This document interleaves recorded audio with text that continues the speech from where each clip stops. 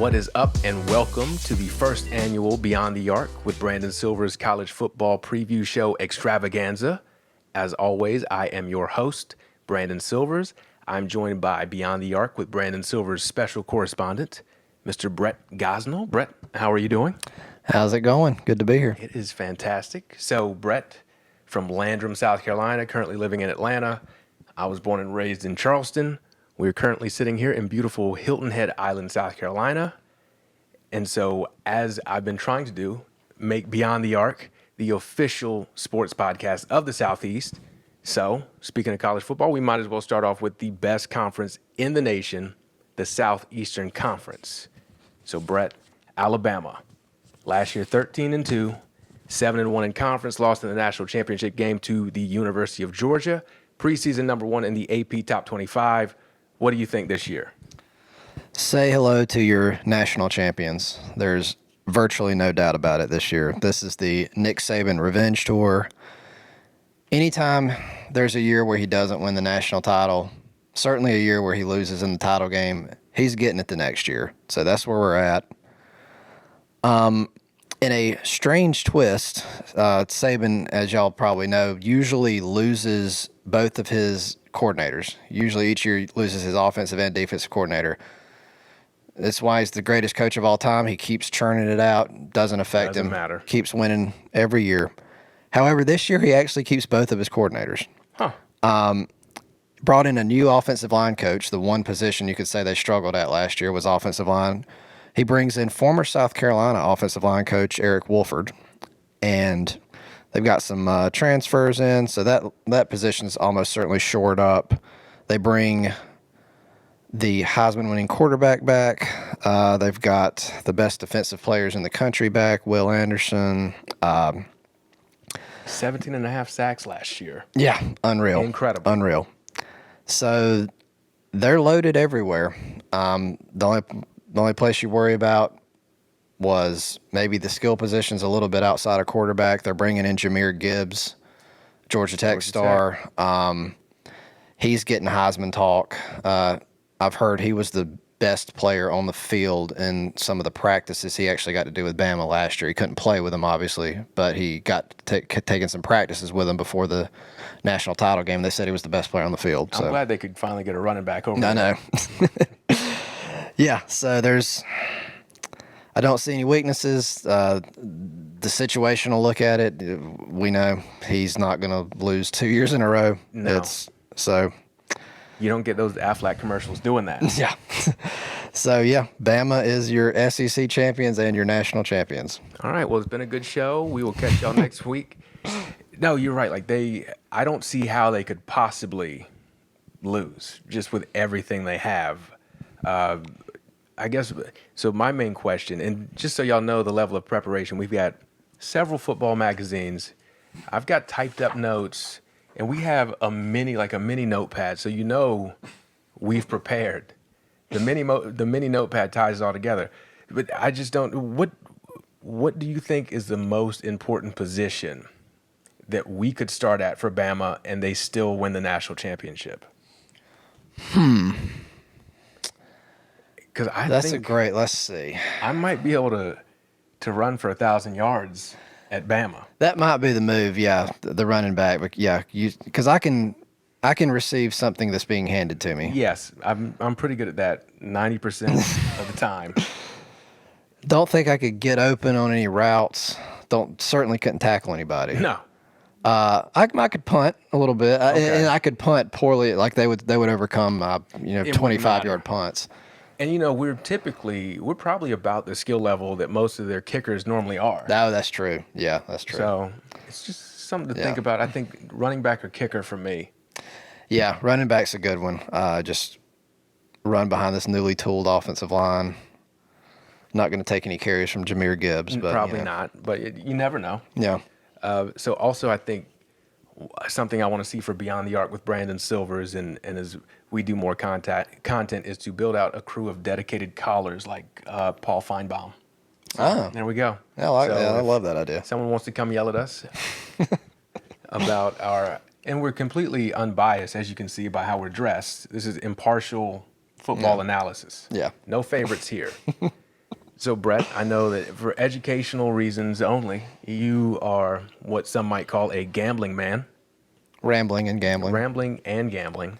What is Vegas saying about Bama this year? I can't imagine they'd be any different from us. So the over-under that I saw leading up to this, this is win total. You can bet on, will they go over and under a certain win total, and Vegas will set a number on regular season wins. Just to be clear, we're not talking conference games, not bowls, just regular season.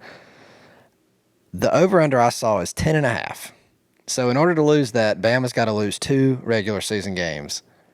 That Can't happen. Like a very safe bet. It just can't happen. You can always lose one. It's the SEC. You can always run into something, but you want to talk about revenge tour. If they lose a game this year too, then after that, we're really coming for some heads. So I think that's an easy over. That seems like easy money. I can't even imagine that's even available still. It's got to be at like 11, surely. Yeah, I'm definitely going to go over there as well, and I don't know anything about that. So, that Vegas, I don't know what you're doing there. I guess it almost feels like they know something we don't know. You like will go on flight 357. You'll hear me get into that. I will make that statement a lot this year as I'm giving out some college football picks, but I don't know. I don't think that's the case. I think I know that we'll get into the odds to actually win the title a little bit later. But over the summer, I think you could get like over 3-1 odds, as in you could bet $100 if Bama wins the national title, you win 300. That got bet out immediately. That just got hammered, and now they've moved it down to like 190. So like you win 190 if you bet on Bama, which I'm still betting that. Yeah. By the way, so yeah, I don't know. I don't know. I think they're that good. I think it's a virtual lock. I agree with you as well. A new segment in Beyond the Arc. We're going to do the Beyond the Arc Blast from the Past, where we discuss a name from our early days of watching college football that you may not remember, to prove that we are college football experts. For Alabama, I'm going wide receiver Tyrone Prothro. He was there 2003, 2005, had one of the most incredible catches I've ever seen, and also broke his leg in one of the most incredible ways I've ever seen. And it was career-ending, the broken leg. Yep. But that's like the boom or bust in football. Yeah, 2 of the best catches I've ever seen were both by Tyrone Prothro. Yep. Y'all surely remember this, and it should be easy to Google. A ball is thrown over the cornerback's head, and he literally hugs the guy with both arms, catches the ball on his back. So both hands wrapped around the guy like I should be talking in the microphone. It's okay. Here. So both arms wrapped around the defender, hugging him, pins the ball on his back, and it's a touchdown. It's just ridiculous. Yeah. I may have seen that one other time, and it was after. Yeah. So it was someone that got the idea from him, obviously. But yeah, unbelievable. My blast from the past, I have decided to go with a coach. So if y'all will recall, there was a very brief period where Bama wasn't very good. It was 15 minutes. Yeah. It was right before Saban got there. I guess Saban was with the Dolphins still. And they went 6-6 one year. I think Shula was the coach. They went like 6-6. They scraped into a bowl game, and they had an interim head coach for some reason. And this interim head coach's name was Joe Kynes. He was the offensive line coach, and he was like 80 years old at the time. I think he's probably dead now. Rest in peace. But he gave the best halftime interview. You really owe it to yourself to look it up on YouTube. Most coaches will kind of, they won't say a whole lot. They want to get back to the locker room. Like the Derek Jeter interview style. Yeah. So the announcer, the sideline reporter asks him like, "Hey, they're running the ball pretty good on you. What are you going to do?" And he just goes into full detail, but in the funniest voice ever. It was like, "Well, they keep running that little inside trap there. And they getting us on it. We got to pull a guard, and they get little pulling guards, giving us trouble. And then they say, well, what are you going to do to fix that? He's like, oh, we just going to go play. We just going to go play. So that is still a reference in my household that we still make. The way he spoke, like, really increased my confidence in him as an offensive line coach. Because I feel like that's how you want your OL coach to sound. Yeah. Old lunatic Yeah. Southern guy. Absolutely. Rambling. Yes. And that is what he gave us. It was TV gold for sure. Rest in peace, Joe Kynes, unless you're live. Probably. In which case, congrats.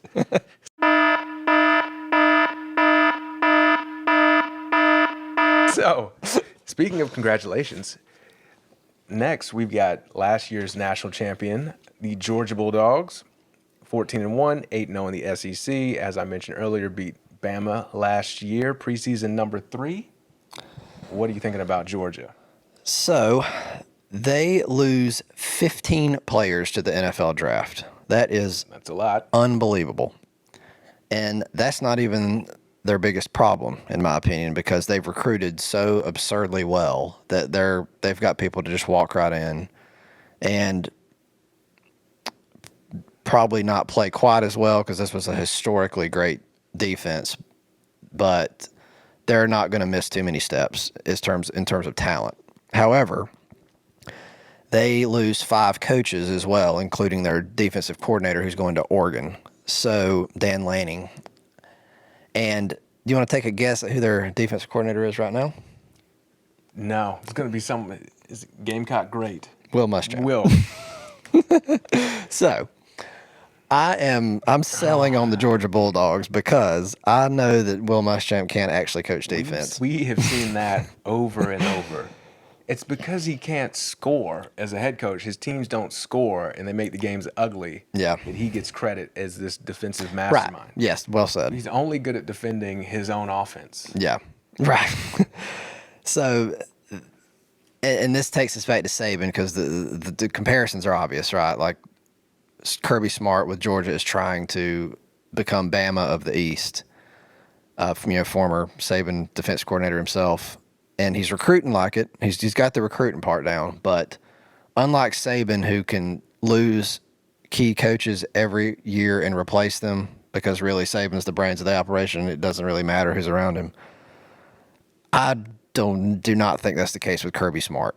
Don't think he's really that great of a coach. I think he's a great recruiter. I think he's basically Will Muschamp who recruits better.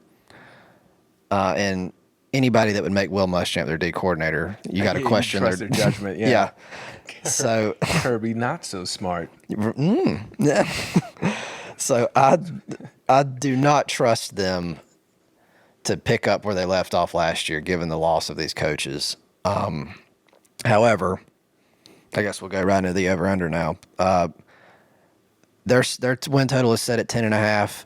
I would still go over that because they don't play anybody. Yeah, that seems doable.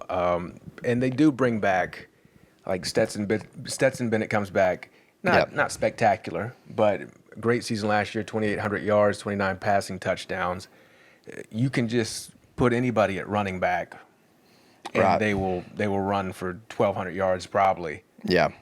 You did mention like the defense. They lost a ton on defense. I mean, that was just the perfect college football defense. Yeah. And so it will be a step back, and you got Will coaching. So my main concern would be, can Stetson Bennett do enough on offense to where, you might give up a field goal or an extra touchdown a game compared to last year. Can he do enough to make up for that? Yeah, and I probably would have thought no until near the end of that national title game. He actually did lead the charge. So. Yeah. So want to see if he can continue that, and I don't think he will ever have to buy himself a meal in the state of Georgia ever again. No. They're already talking on Twitter about the Stetson Bennett Kia of Blackshear, Georgia, that is inevitably there's going to be 50 of those. Stetson Bennett the fourth, correct? I think he's the fourth. Yeah. Good Lord. Long line of Kia dealers.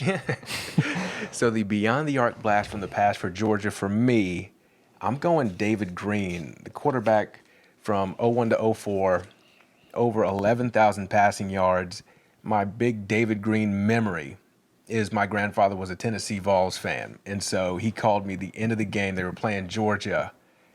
And Tennessee, as we were on the phone, they took the lead with an incredible long play. I feel like it might have been a punt return for a touchdown to take the lead. It was like 45 seconds left. And so we're on the phone, and David Green took that offense down the field like it was nothing against Tennessee. And I think he threw like a fullback screen to win the game. Wow. And my granddaddy was just completely silent on the other end of the phone. And so, David Green, you're responsible for that moment. So rest in peace to my granddaddy and Joe Kynes. So David Green beat South Carolina like that a few times as well. I'm going with another David who ripped the hearts out of South Carolina fans. A lot of y'all probably already know what I'm about to say. David Pollock. Defensive end, little tiny dude for a defensive end. Him. But he single-handedly beat us one year. I think he pulled the ball out of quarterback's hand and in the end zone. Oh, God, yeah. And that is a touchdown for the defense when that happens. Unfortunately. So he just single-handedly dominated us. And then didn't he like break his neck or something like that and didn't get to play in the NFL? Yeah. David Pollock. Now, he was doing game day. I don't know if he's still. Yeah. So he's made a career for himself. He's not having to sell Kias. He's actually getting to do some real stuff. Yeah. So that is a good one. David, both the Davids from Georgia. I got to see if David Green, what he's doing. He might have like a Toyota. Yeah. Okay, so next up we have, this team was talked about a lot, I feel like, in the offseason around the country. Texas A&M. They were 8-4 last year, 4-4 in the SEC, led by Jimbo Fisher, everybody's favorite. Number 6 preseason AP top 25. What are we looking at there? In College Station. So they, even before Jimbo got there, they have recruited amazingly well. And they have just yet to break through. They obviously hired Jimbo, spent huge money to pull him from Florida State. But the best year they've had was the COVID year. They went 9-1. That was back when we played 10 games that year. Aside from that, their conference records under Jimbo, aside from that year, have been 5-3, 4-4, and 4-4. So despite all of the resources that boosters and the school are pouring into the team, despite all the recruiting, despite the star coach that they've hired in Jimbo, they have not broken through yet. They bring in DJ Durkin from Ole Miss to be defensive coordinator. Don't know if that he is a good coordinator when he's not killing his own players. Correct. Like hard to pull for a team when that's who you're hiring. But yeah, I don't know. Could this be the year they break through? I still say probably not. Vegas only has their win total at 8.5, and they're going to be good, but the schedule is just so brutal. They're not going to beat Bama 2 years in a row. That was their marquee win last year. So I think this is another year of them being good but not great, and that's not what they're looking for in College Station. And I want to see who wins the quarterback job there. I know they got Haynes King, who was there last year, and LSU transfer Max Johnson, who I think will probably end up winning it. 27 touchdowns to 6 interceptions last year. I think either one is probably going to be an upgrade over Calzada, who took over because of injury. Yeah. I think it was King who got injured last year. Yeah. But you're right. Like Jimbo, he's that guy he's won a national championship. Right. But do you really trust him? Yeah, so we can talk about this a while. Like, how great is Jimbo really? And I wanted to, and you said it, the national championship. Is it that simple? He won a national title, so we have to think he's a great coach from now on. I want to read a quote. This is from the Athlon College Football Preview magazine. Told you we have resources here. Yeah, only the best. So, this magazine, for each SEC team, they interviewed anonymously another coach from the league. So on Texas A&M, whoever this anonymous coach is put into words better than I could. Jimbo Fisher might be a mad genius when it comes to media because they get talked about alongside Georgia and Alabama, but they're every bit of an 8-4 program. He knows it too, but I think that's part of the plan. So I think that's spot on. I mean, they're always in the national conversation. Jimbo's always talked about as a genius coach, but he really doesn't ever have a good quarterback, even though he's the quarterback whisperer. They never win more than like 8 games. Yeah, how did he get this reputation is what's curious. Is it, I guess if your name is Jimbo, it's college football coaches, Jimbo, Dabo, you got a quirky first name. I don't know. He doesn't sound that smart when he talks or anything. No. It's not like he's, you know. You're not blown away. I don't know. I have no ideas. I mean, the national title was 2013, wasn't it? Something Yeah, like that. I mean, it was that's a a while ago long now. time ago. I don't know. She said 8.5 wins. Yeah. And They feel like an 8-win team. yeah, I know. I mean, I don't know. I would lean toward the over just because like 9 or 10 would still be underachieving for them. But it would, you know, I don't know. I would lean toward the over. Yeah, But I think they can get to at least knocking on the door of double-digit wins. Yeah. But I don't think I got to see it again, Jimbo. yeah, we are not fooled here. No. By Jimbo. No. So the beyond the arc blast from the past for Texas A&M for me is linebacker Dat Wynn. Played there from 95 to 98. I remember him from, it had to be like 98, playing linebacker there as I was, 9 years old, 5'11", 240 pounds maybe. Still the all-time leading tackler there, and he was just flying around when they upset Kansas State in the 98 Big 12 championship game. Kansas State was number 2 in the country. That was, Wow. I think they had Michael Bishop at quarterback. Okay, yeah. And they were incredible. And he was just flying around the field, and it was just went on to play for the Cowboys. But I was mesmerized at this guy. He had a huge neck roll that just looked ridiculous, and I loved watching him play. So I remember him with the Cowboys. But speaking of above the shoulders accessories, the player that I've chosen for my blast from the past, I couldn't really think of anybody, so I Googled Texas A&M greatest players, and I found a man who was wearing a cowboy hat in his 1939 team picture, John Kimbrough. So there's my blast from the There past. you go.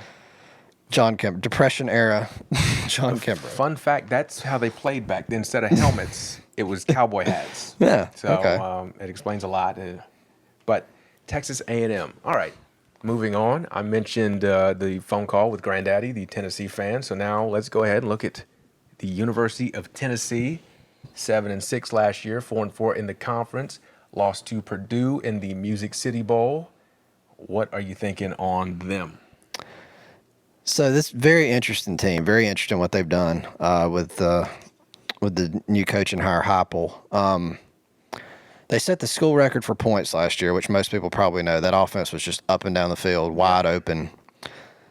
They're insanely aggressive, however, on both sides of the ball. I didn't realize they also set the school record last year for tackles for loss. Huh. So both sides of the ball, they are getting after you. I like that. I know. I love it. Respect it. However, the D was, aside from setting the school record for tackles for loss, they were getting beat deep a lot. Defense was not very good last year, and they're losing the few good players that they had. So the defense might be a bit of a struggle this year. However, the offense, they're bringing back star quarterback Hendon Hooker, who's His stats, when Unreal. I had to triple check them.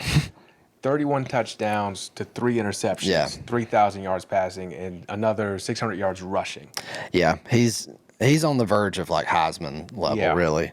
And his star receiver Cedric Tillman is back as well, and should have been South Carolina player Jalen Hyatt is going to be starting for receiver up there for him too this year. So yeah, the offense should be loaded. The defense would seem to be taking a step back. So Vegas has set Tennessee's win total at 7.5. And I think that's pretty close, and I might Yeah. even lean toward the under, just because that defense may struggle a lot. And the league is going to, if any league is going to figure out how to stop this up-tempo, wide-open offense, it's going to be the SEC. And so that's a great point because I know Coach Josh Heupel former Oklahoma quarterback back in the day. So he knows offense, but what I noticed with Tennessee last year is that they would score a lot of points in the first quarter of games, and then they would get figured out.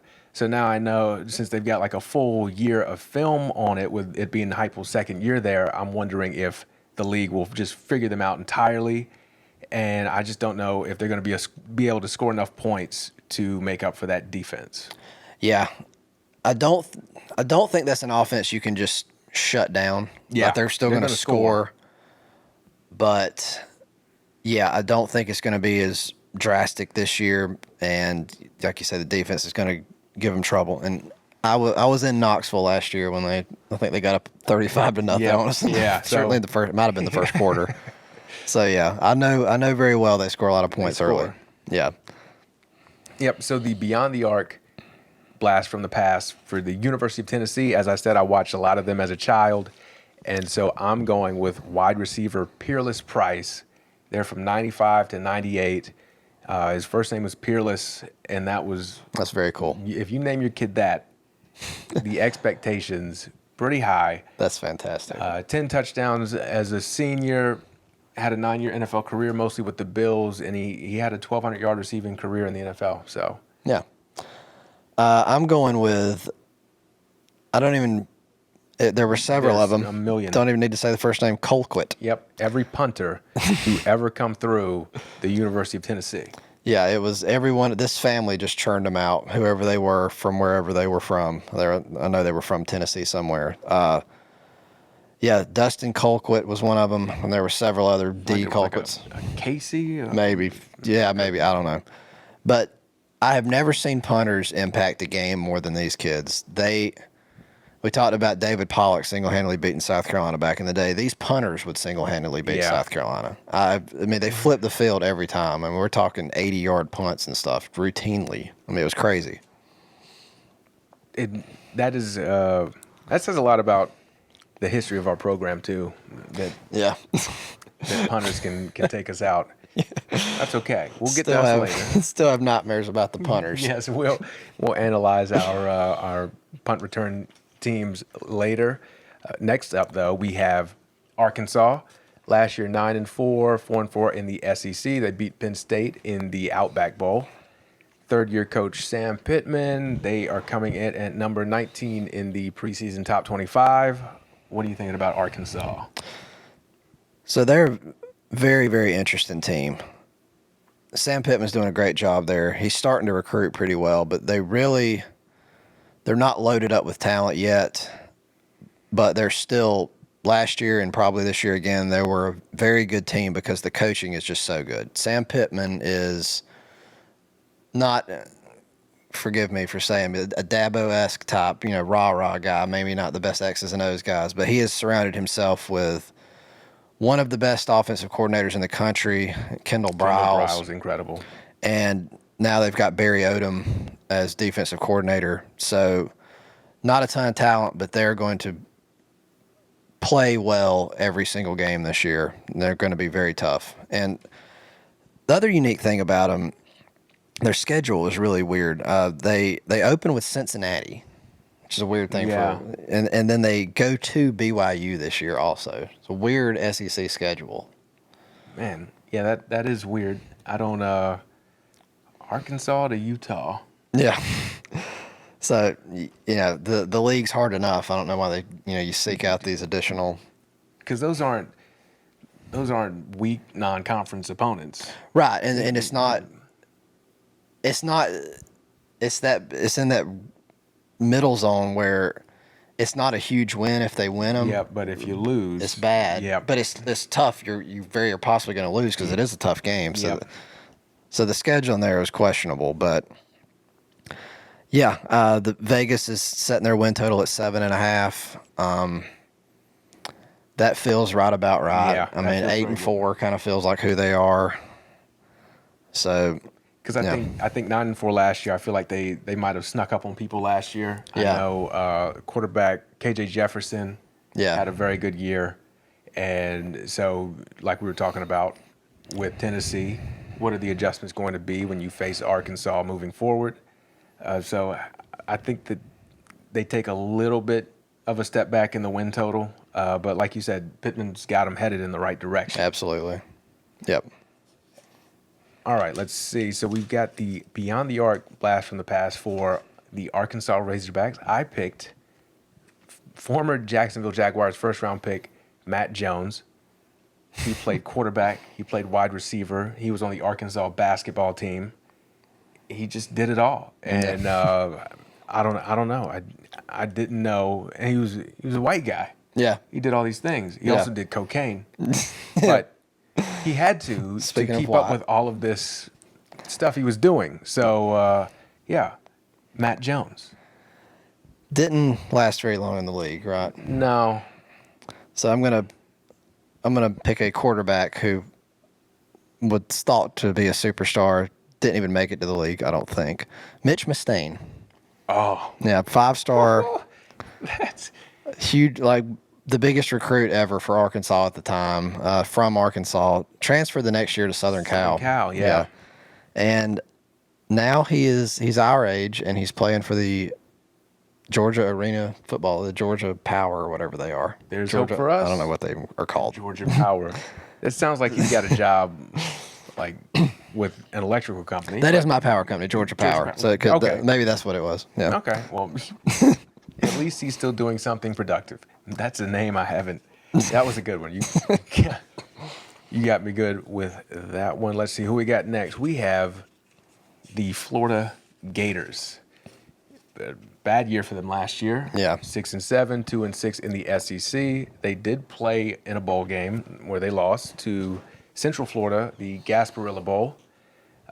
New head coach this year, not ranked in the preseason top 25, but they got Billy Napier there. What do you think about the Gators this year? So, not very talented. Weren't good last year. However, Billy Napier could end up being a very good coach. South Carolina was close to hiring him. He was probably number 2 behind Beamer, when all the interviews were happening. I started reading a good bit. I read a lot about him when we were close to hiring him, and read a lot about him leading up to this. He's extremely detail oriented. We talked about the Dabo-esque coaches, the rah-rah guys that kind of keep their hands off and let the smart people do the day-to-day work. He's the opposite of that. He is hands-on, super, super detailed. He has hired 60 staff members. There are 60 people on that ridiculous. coaching staff. That's I would not want to keep track of 60 people. Yeah, I mean, I was reading about him, and one of the either current coaches or former coaches that worked with him talked about how you could have a 3-hour meeting with him, and then in that meeting he's given you like 3 weeks of work, and then you have these 3-hour meetings every day. So it's like Jesus. yeah, he's just super detailed, super hard worker. So he's known for running a spread offense. He was Clemson's offensive coordinator Dabo's first year. Dabo got rid of him pretty quickly. But then obviously made his name at Louisiana Lafayette, running the spread offense. But really, if you actually watched him play, they're a run-first team. He spreads you out, but they want to be good in the trenches. They want to establish the run. So that's what Florida's going to look to do. And the talent's not there yet. And he's really, a lot of the fans are he's not really recruiting that well yet. Like, we've beat him in a few recruiting battles, so the fans are getting restless already, even though he's not coached a game yet down there. But that's, that's what he's going to try to do. He's going to try to dot every I and cross every T and run the ball down your throat to start out with until he can get some talent in there. Well, he's got a great quarterback for that, because I don't think you want Anthony Richardson throwing the ball. Yeah, So I think that's going to be good to run the ball. I know they got a lot of questions about the depth on their team. Yeah. And I'm wondering how quickly that culture change can really take effect with him being so detail oriented like that. That, from what I've read, is a big change from the previous regime there. So I'm wondering how that looks, because it's harder to go from a guy who's a little looser on you to a guy who's wanting all this stuff like the Yeah. I's dotted, the T's crossed. So I'm wondering if there's any friction related to that. Yeah, so the team quit last year. Yes. I mean, we were the beneficiaries of that. It was nice. South Carolina beat the ass out of them in Williams-Brice Stadium. The team just totally quit. So, I guess if the players are competitive and they're looking back, embarrassed at how last season went, you're probably looking forward to getting a guy in there that's going to work hard, That's a good point. So, yeah, I don't know. I mean, I wouldn't really want to play for somebody like that. I'd rather have the loser. Let me have the fun guy. Yeah. But, yeah, I don't know. I mean, so Vegas has set their win total at 6.5. Again, this feels kind of right on. I think 6-6 is probably what I would guess. Yeah, I'm thinking 6 wins. I would probably take the under on that one. Yeah. So yeah, I mean that's probably not going to be satisfactory for the fan base down there, who expects a lot. But looks like a bowl game and nothing better. There you go, back in the Gasparilla Bowl. Yeah. All right. My Beyond the Arc blast from the past for the University of Florida is. He was a linebacker there, played defensive end in the NFL. Javon Curse was there from 95 to 98. Incredible, like his pre-draft, 4'4", 40, 86-inch wingspan. Played for the Eagles, and he, Rookie of the Year, just out the gate, incredible. I remember thinking, I'm going to play football, I'm going to play defensive end, and I'm going to play just like Javon Curse. And I thought I was going to play defensive end because I was fat at the time. And so I don't know, that middle school confidence, I guess, where you can be fat and recognize you're fat, but then also think that you could play the type of style that a man whose nickname is The Freak could play. Yeah, that's incredible confidence on my part. There were a lot of things that you need to be to Javon Curse that you just have no control over. Yes. There's no work ethic that's going to get you to that level. No. He was. You could stretch my arms. Like I had no prayer. Yeah. So, absolute freak of nature. So my blast from the past is not quite on that level, but a similar lengthy player on the defensive front. Good athlete, Jarvis Moss. So South Carolina fans will probably shed a tear as I say that name. Steve Spurrier's second year, so it would have been 2006, his second year at South Carolina, we went on the road and could have beaten the number one team in the country, Florida, but for Jarvis Moss blocking 3 field goals. It was a display like I've never seen. He blocked 2 field goals, and then we're having to drive to kick a game-winning, I guess it would have been a game-winning or game-tying, I think it would have been game-tying field goal at the end. Which, if we make any of these previous field goals, we're not even in this position. And I'll be damned, he blocks it again. I think what was so absurd about it for me is that you might see 1 or 2 block kicks a year. Right. And he was just blocking everything. Yeah. And you're right, it is hard to hear his name. And I don't like it. Yeah.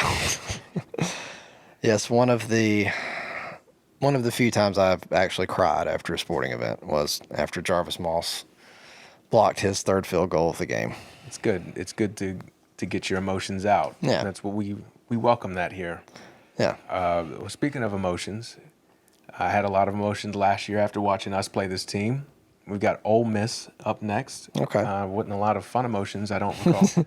10-3 last year, 6-2 in the SEC, lost to Baylor in the Sugar Bowl. I think that's when Matt Corral got hurt pretty early. Yep.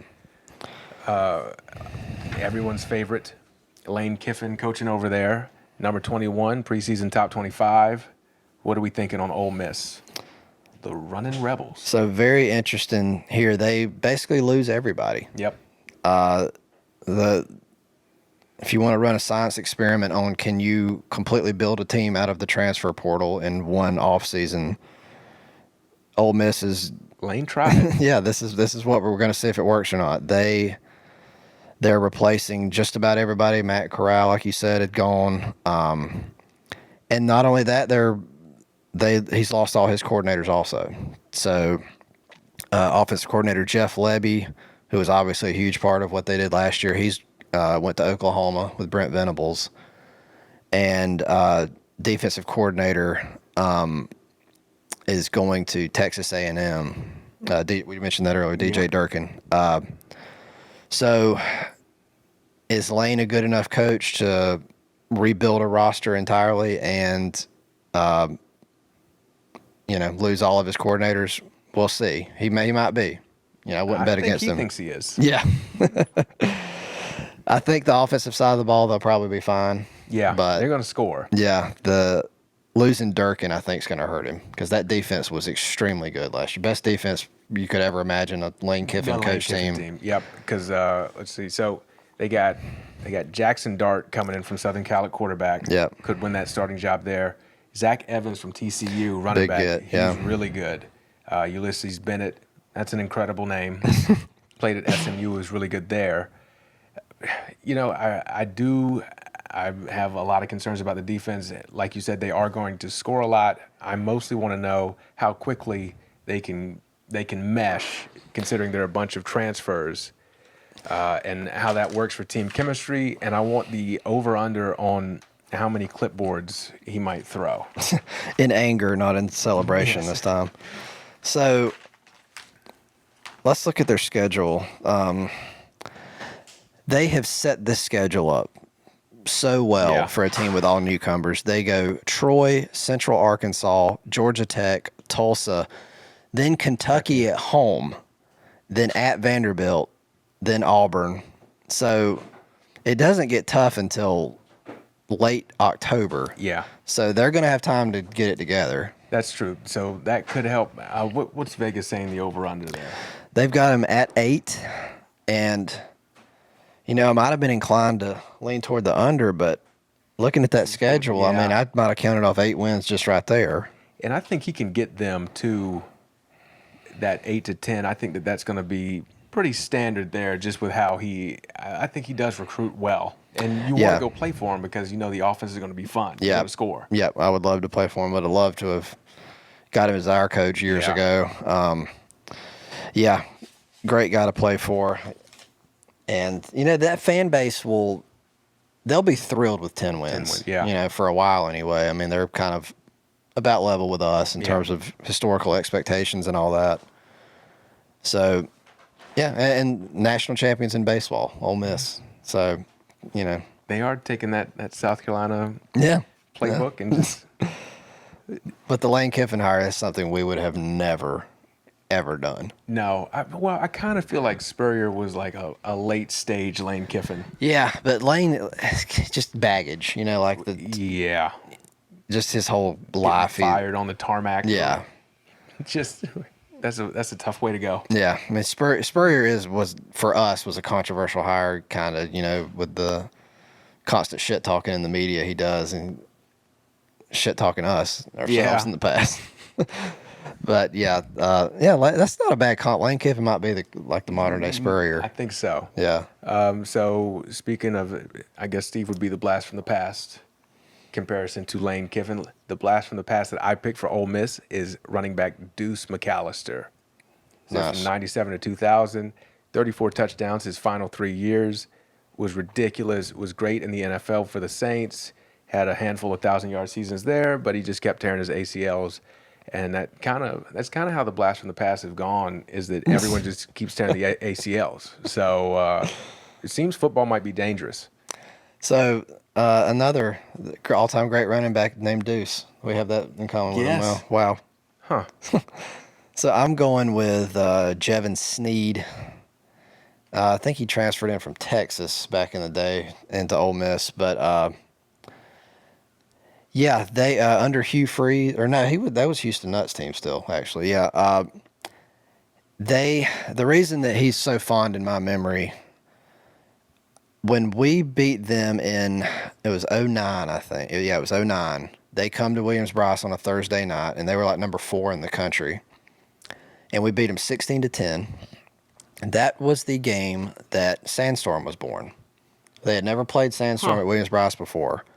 And they started playing this thing just randomly, like second or third quarter, and the crowd just loved it. And I was in the student section back then, and it was I mean, we just got amped, and we did the whole thing that we do now, the jumping while they play. We did that just organically. Naturally, Yeah.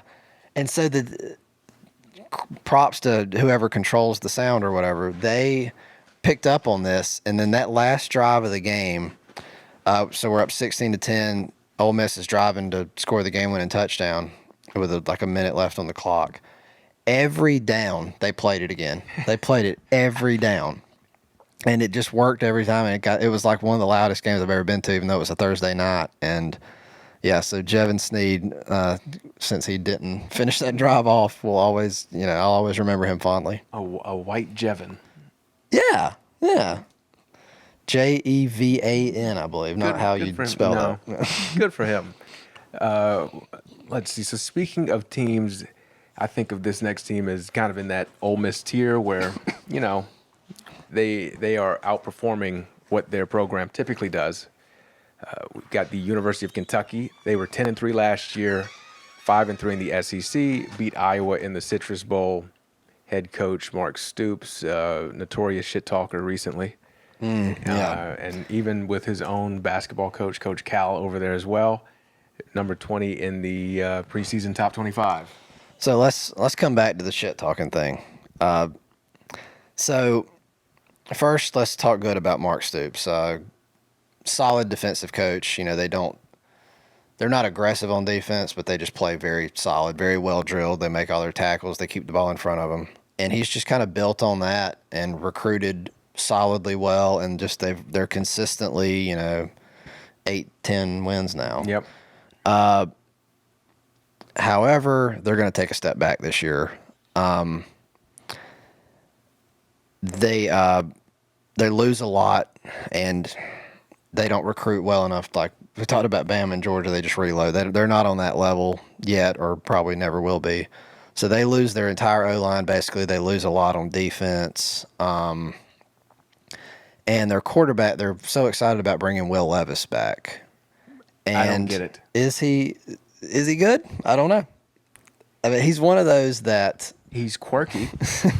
He's putting his mayo in coffee and eating whole that's bananas. right. Yeah. So I think that he's good at getting attention. I think that's lifted him a little bit above. I think he's decent, but I think that the fact that he has shown this personality has gotten him bumped up a little bit. Yeah, and there's such a with the prototypical NFL quarterback, you think of the tall, well-built guy with a strong arm. Yeah. And it just like as a pocket passer. And he fits all that, but you got to ask, can you actually play? And he's not really proven it yet. No. He's not really been anything better than average or slightly above average. So I don't know if he's worth getting excited about. Like I said, they lose a lot, and yeah, their Vegas win total is 7.5. Probably seems like an under to me. Yeah, and I know that Levis he has decent stats. Yeah, but I think that they're a little bit hollow, and they're bringing back Chris Rodriguez, who was incredible. I feel like every year he plays against us, and we're not good at tackling anybody, but we really can't tackle him. But he does fumble the ball a lot. Yeah, and he did get arrested for DUI, and nothing's come out on. That's right. What's going on with that? If he's going to be suspended. So yeah, I don't think we're going to see another 10-win season for Kentucky. I do think they are fairly talented at the skill positions, but as I know all too well, if you don't have a good offensive line, it doesn't really matter. Yeah, and speaking of that DUI, they go to Florida week 2, so they need that settled. Yep. So yeah, let's get back to Stoops and the shit talking. Yeah. So just to recap, Shane Beamer went viral on Twitter earlier this offseason. Gamecock football released a video.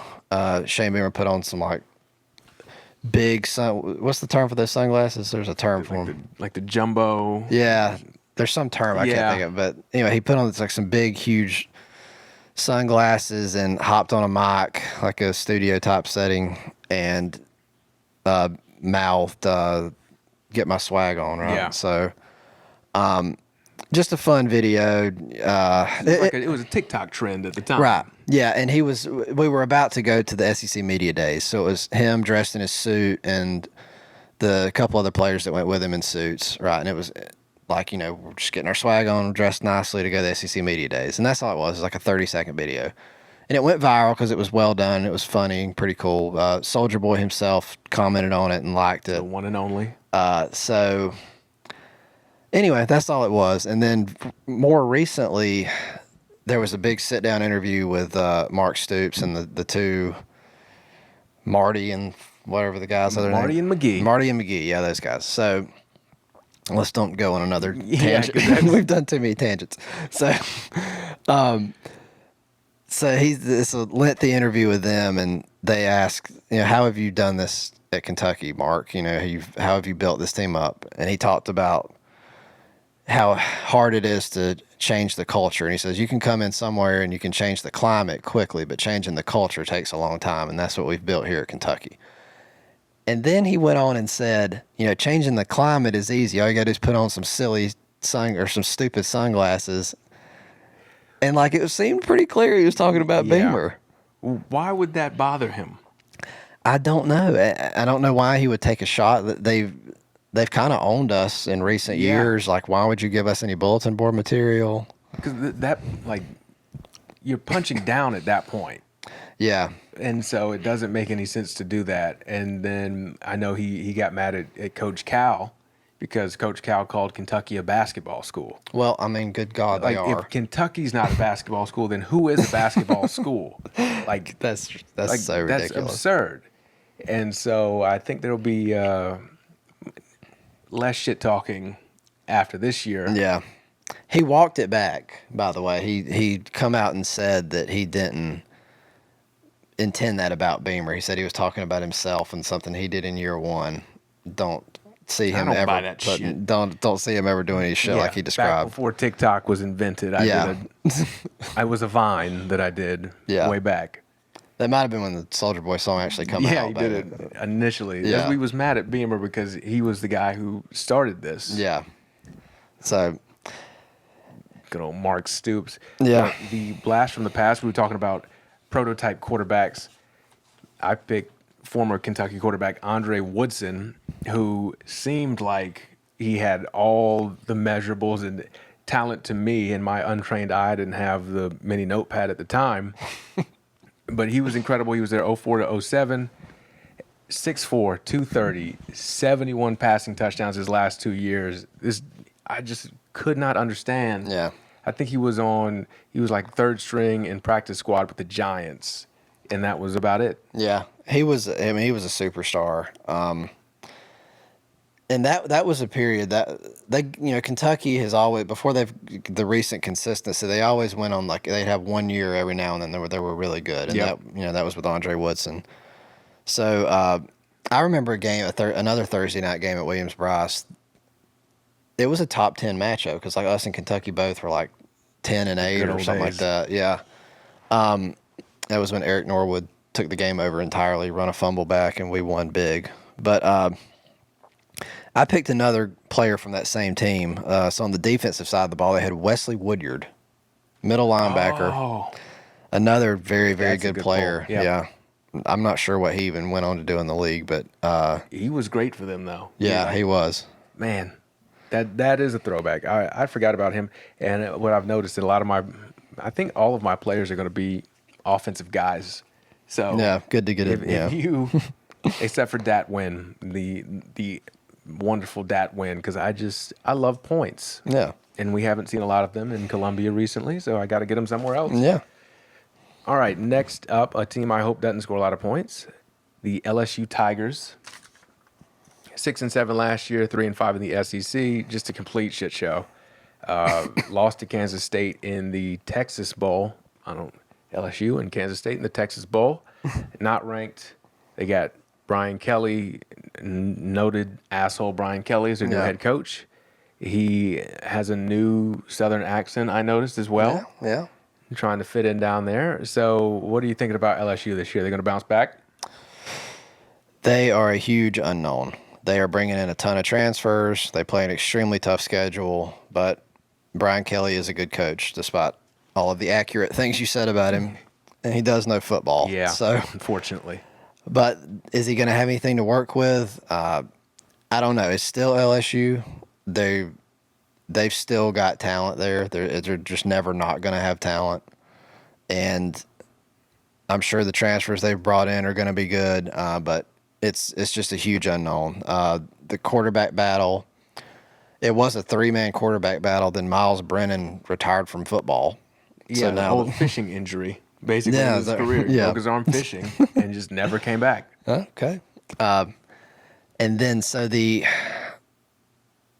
quarterback that I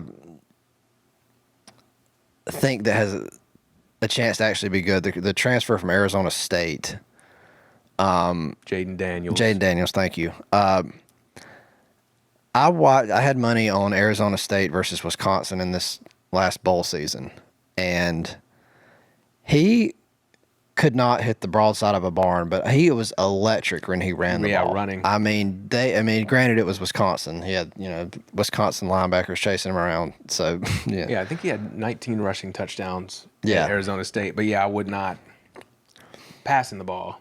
Yeah. But, he's electric, and if Kelly can work with him and get him doing anything from the pocket, then they could have a really good quarterback there. So, I wonder, thinking back, who was like the best Brian Kelly quarterback? That's a good question. I don't know. Like, Did he just Jimbo my ass? I think he might have got you. Damn, he Jimbo'd me. Because you thought, this is what you did.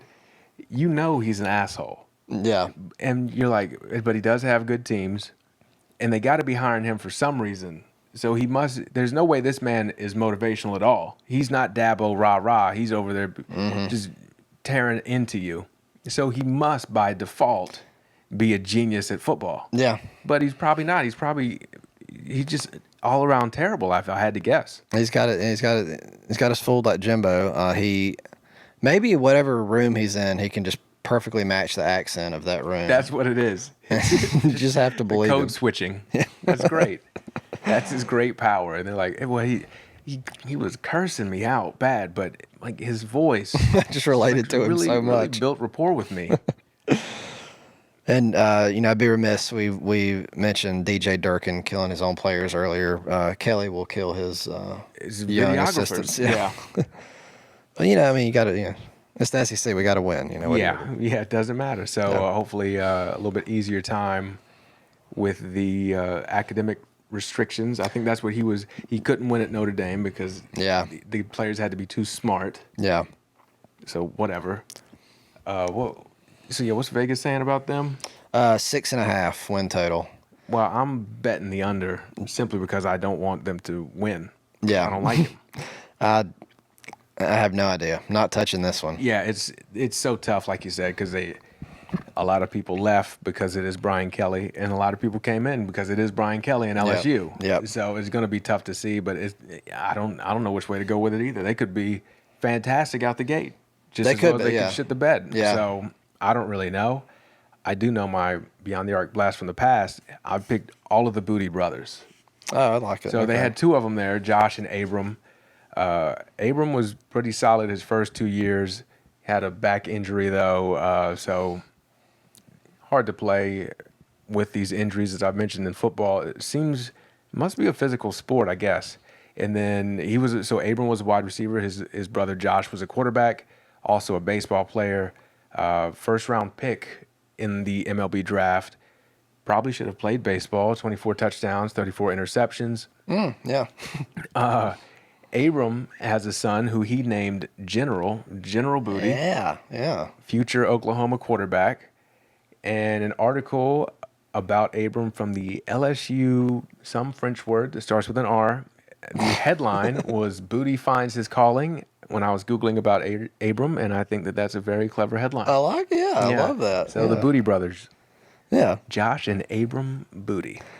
So I'm going to also go with a average-ish quarterback. What's the best kind? Matty Flynn. This man, average quarterback, legend at the bank. Yep. So yeah, just a legendary backup quarterback, honestly, because I think he come in that LSU national title team, didn't he get that Yep. job through an injury? And He knows how to seize an opportunity. yeah, and then in the NFL, he was behind Aaron Rodgers. Threw for like 7 touchdowns one game Yeah, and got a huge contract off of that one game that's right. He got and didn't yes, do anything. love it. I Man, mean, what shout a, out to man. I want to be like him when I grow up. man. That's yeah. I did. Yeah, I hadn't even thought when I picked him. I hadn't even Yeah, thought about the fact that he he's just so good at that. conned people out of millions of dollars. Man, what a love guy. it. Love it. All right, well, next up, we've got another Tiger, the Missouri Tigers, 6-7 last year, 3-5 in the SEC. They lost to Army in the Armed Forces Bowl. Very patriotic of them to do. Not ranked in the preseason AP Top 25. Head coach Eli Drinkowitz from App State, right? Yep. Not super impressed with them last year. Will things change this year? Even though they lose Tyler Batty, I think, Yep. 1,600 yards rushing last year. How are they going to make up for that? And how could they possibly be any better after losing him? And the quarterback too is gone. Connor Basilek. Yeah, which could be good because Yeah, he wasn't that good. No, yeah, that's true. Tyler Beatty, however, was very good. So it seemed there. So the good is they're starting to recruit pretty well. Yes. Like they're actually getting some 5 stars. You know, they're not like Bama or Georgia or anything, obviously, but they're starting to recruit that area well. Which for them to be good, they're going to have to lock down Missouri. They're starting to keep the star players there. So the recruiting's going okay, probably moving in the right direction. I do think Drakewitz is probably a pretty good offensive coach. However, the offense is probably going to struggle this year just with the losses that you said. The defense could be okay. The D line's supposed to be good. One of their best pass rushers is actually going to be Trajan Jeffcoat from Columbia, a kid that Muschamp didn't see fit to recruit for some reason. But he's probably going to be pretty good. But yeah, this is probably a year or two too soon to start really thinking about them to do anything special. So it's interesting you brought up Will Muschamp because I think of Drinkowitz like Will Muschamp in that he can recruit and then I think he's a better offensive coach. Yeah, Dan Muschamp was a defensive coach Yes, for sure. So I think but that's kind of the vibe he's giving me. I don't think he can do anything with the talent. And then he's got like 5-star receiver Luther Burden coming in. Yeah. But who throws him the ball? Yeah. Yeah, I don't know. I mean, he'll have to develop a quarterback, so we'll see if he's worth whatever they're paying him. I mean, he was good at App State, but he's only there a year. Yep. And he was a really good offensive coordinator at NC State before that. There were talks of us Muschamp bringing him in to be offensive coordinator back in the day, and then I think there were some small inklings that we might interview him for our head, instead of Beamer. But I think we definitely made the right call there. But yeah, we'll see if he can piece together something on offense, but the defense could be passably good. What's Vegas got him at? Yeah, all this leads up to Vegas having them at a 5.5 win total. It feels, I think, it feels like a 5-win team to me. Yeah, I mean, 6-6 is probably their target. They're going to be happy with making a bowl game. So yeah, that's right on. I mean, it's kind of where we were last year, just trying to make it to 6-6. Do something, yeah. I'm just for hope for the future. Yeah, that's all you're looking for right now. Yep. All right, so we talked about Matt Flynn. My blast from the past is a pretty similar guy, quarterback Chase Daniel. Okay. He was there 05 to 08, had 100 passing touchdowns. Also a legendary backup quarterback. Yeah. He is a career backup. He's made $41 million being a career backup. He's still playing. Wow. Yeah. Amazing. So still with the Chargers. That's got to be the best job in the world. Just hold this clipboard. Yep. Participate in the film study. Go cash your checks. Yeah, amazing. So mine, speaking of a quarterback coming off the bench, Brad Smith. So this is a South Carolina memory that's not very fond. Spurrier's first season, we made the Independence Bowl against Mizzou. This was obviously well before they were in the SEC, but Brad Smith was a very good quarterback for them. believe he got hurt or no, he played bad. He was just bad play, and he got benched early in the game, and we were up like 35-7 or something like that. We were crushing them. And they brought him back in because the guy they replaced him with wasn't doing any good either. And he just took off. And he single-handedly won that ball game. We just passing, running, doing it all. He was just unstoppable. So, props to him for costing us that Independence Bowl victory. That very important Independence Bowl. We still think about it. So shout out to Brad Smith. Again, we talked about how the punters scare us earlier and how pathetic that is. Yeah. When I'm reminiscing on the time Brad Smith beat our ass in the Independence Bowl. Yeah, I'm still mad about that. Yeah. There should be like a support group or something. Speaking of support groups, Mississippi State.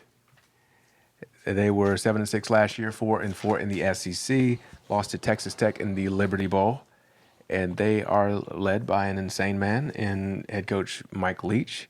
And you might need a support group if you played for him because maybe he locked you in a equipment shed. Yeah. So not ranked preseason top 25. Like I said, 7-6 last year, kind of middle of the road team. What are you thinking this year? You think they're going to improve, or will he be locking more players in the shed? Well, this is one of those situations where they're going to probably be better, but they might win fewer games because the schedule is just so brutal.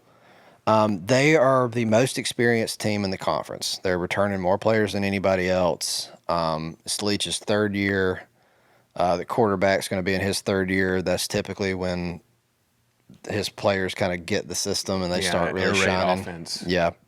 So they could be very, very good on offense, and the defense should be pretty good as well with all the players they're returning back. This kind of it goes back to the question we asked earlier about Tennessee. Can the SEC figure out this offense? If there's any league, the defenses are going to adjust and figure it out. It's this one. Yeah. So that, he was such a good hire for. I thought that was such a good hire for Miss State. Because Leach he's going to be entertaining and then probably never really win more than like 9 games, but that's fine for Miss State. Yes. Like I think that if you're not going to be great, you need to be entertaining. Yeah. And you mentioned quarterback Will Rogers threw for 4,700 yards last year, that's air raid offense numbers, and 36 touchdowns. So, like you said, they're going to be fun. Yep. I don't know if that translates to wins, but they're going to be fun. Yeah. Yep. And so Vegas got them at pretty much right back there again, right? Yeah, 6.5. I'm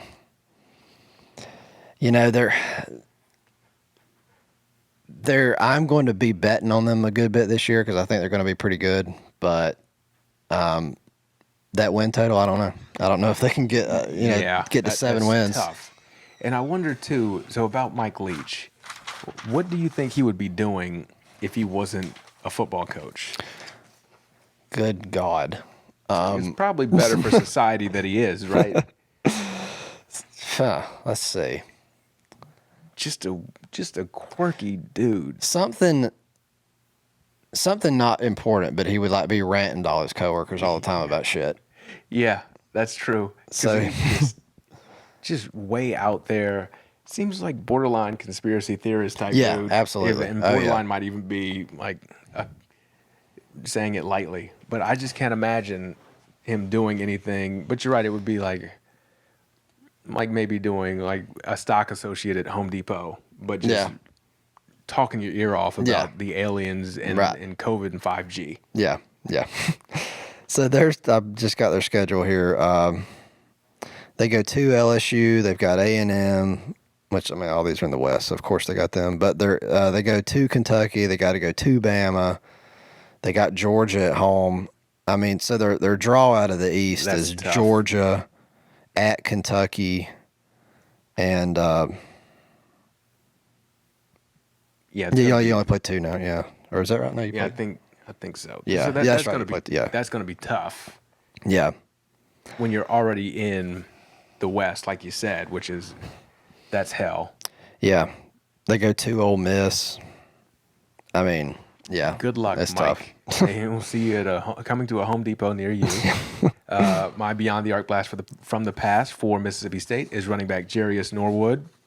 He was there from '02 to '05, had back-to-back 1,000-yard seasons, and he played 6 years in the NFL, mostly for the Falcons.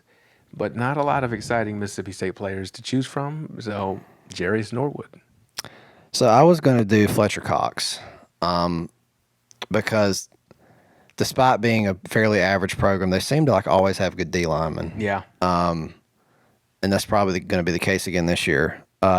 So shout out to Fletcher Cox. But I just this second thought about Sylvester Croom, former head coach. He was the coach when I guess it was Spurrier's first year or sometime very early on. We opened the season with them and beat them 7-6 or something like that. Yeah, sounds like us. Yeah. So shout out to him and Shane Beamer. He worked for him most people don't know that, but Shane Beamer talks extremely highly of him too because he spent a year under him. I do remember hearing good things about him. I think was he the coach when they broke their conference record losing streak and they broke it and they carried him off the field. Yeah, So I don't know if they'll be carrying Mike Leach off the field, but the next team, they might need someone to carry their coach off the field if they break their conference losing streak. Vanderbilt, 2-10 last year, didn't win a game in the SEC. Surprisingly, not ranked in the AP Top 25 either. Will they win a conference game this year? Probably not. No. So either. So going right into the win total, they're 2.5. Vegas is setting them at 2.5. So that's basically saying not only are you going to lose every conference game, you are going to not beat Northern Illinois. What are you out here for? Yeah. And so their non-conference schedule actually wasn't that easy either. They start the year out at Hawaii, which that's usually, Hawaii's not very good, but that's still usually a tough trip. Just going out there. And then they go to Northern Illinois. Remember, they were really good last year, so that's another. It's not easy. It's going to be tough to get to 3 wins for them because they're certainly not doing it in the conference. Last year we were actually the only team that they stayed within 1 score of in the conference. Shout out to us. And I know they're bringing back a lot of guys, but this is a pet peeve of mine is valuing experience. Yeah. Because you bringing back a lot of guys and they couldn't win last year. So what about losing made them better? Exactly. Right. Yeah. I say that all the time. Yeah. We might have to get into with our own team here in a minute, but they go to Hawaii, then they got Elon, but then they got Wake Forest, and then at Northern Illinois. So they're getting their whole non-conference out of the way the first 4 games. So they're not getting any break once the SEC starts. Yeah, I don't know. I might even lean toward the under. Yeah, because I think Elon, they can that's the only game where I'm okay, I could see it. Yeah. I don't know about the others though. Yeah. So they kind of feel like the walk on at the end of the bench on the basketball team who's there to keep the GPA up. They're solely in the conference just so well, we're not a 2.5 GPA conference. We're 2.75. Yeah. Oh, Vanderbilt. I'm thinking under on them too. Yeah. Yeah, man, they just don't belong. No. No. And I always hesitate to say that because do we belong either? That's but true. at least we load the stadium. The culturally we are a fit. Yeah. We we product care on the about field. football. Yeah. The actual product on the field, not always, but culturally we're at least fit. They don't even care about football up there. No. So speaking of not caring, my beyond the arc blast from the past is former quarterback Jay Cutler. There from '02 to '05 was famous in that he. The story was someone walked up to him, was like, "Hey Jay, great to meet you, man, big fan," and he famously yelled, "Don't care" at them. And I've heard versions of the story where this happened at a urinal as well. Yeah, and he was smoking a cigarette. Yep, smoking a Just cigarette. the legend just grows. don't care. And so, Jay Cutler, he didn't care about football or anything really either.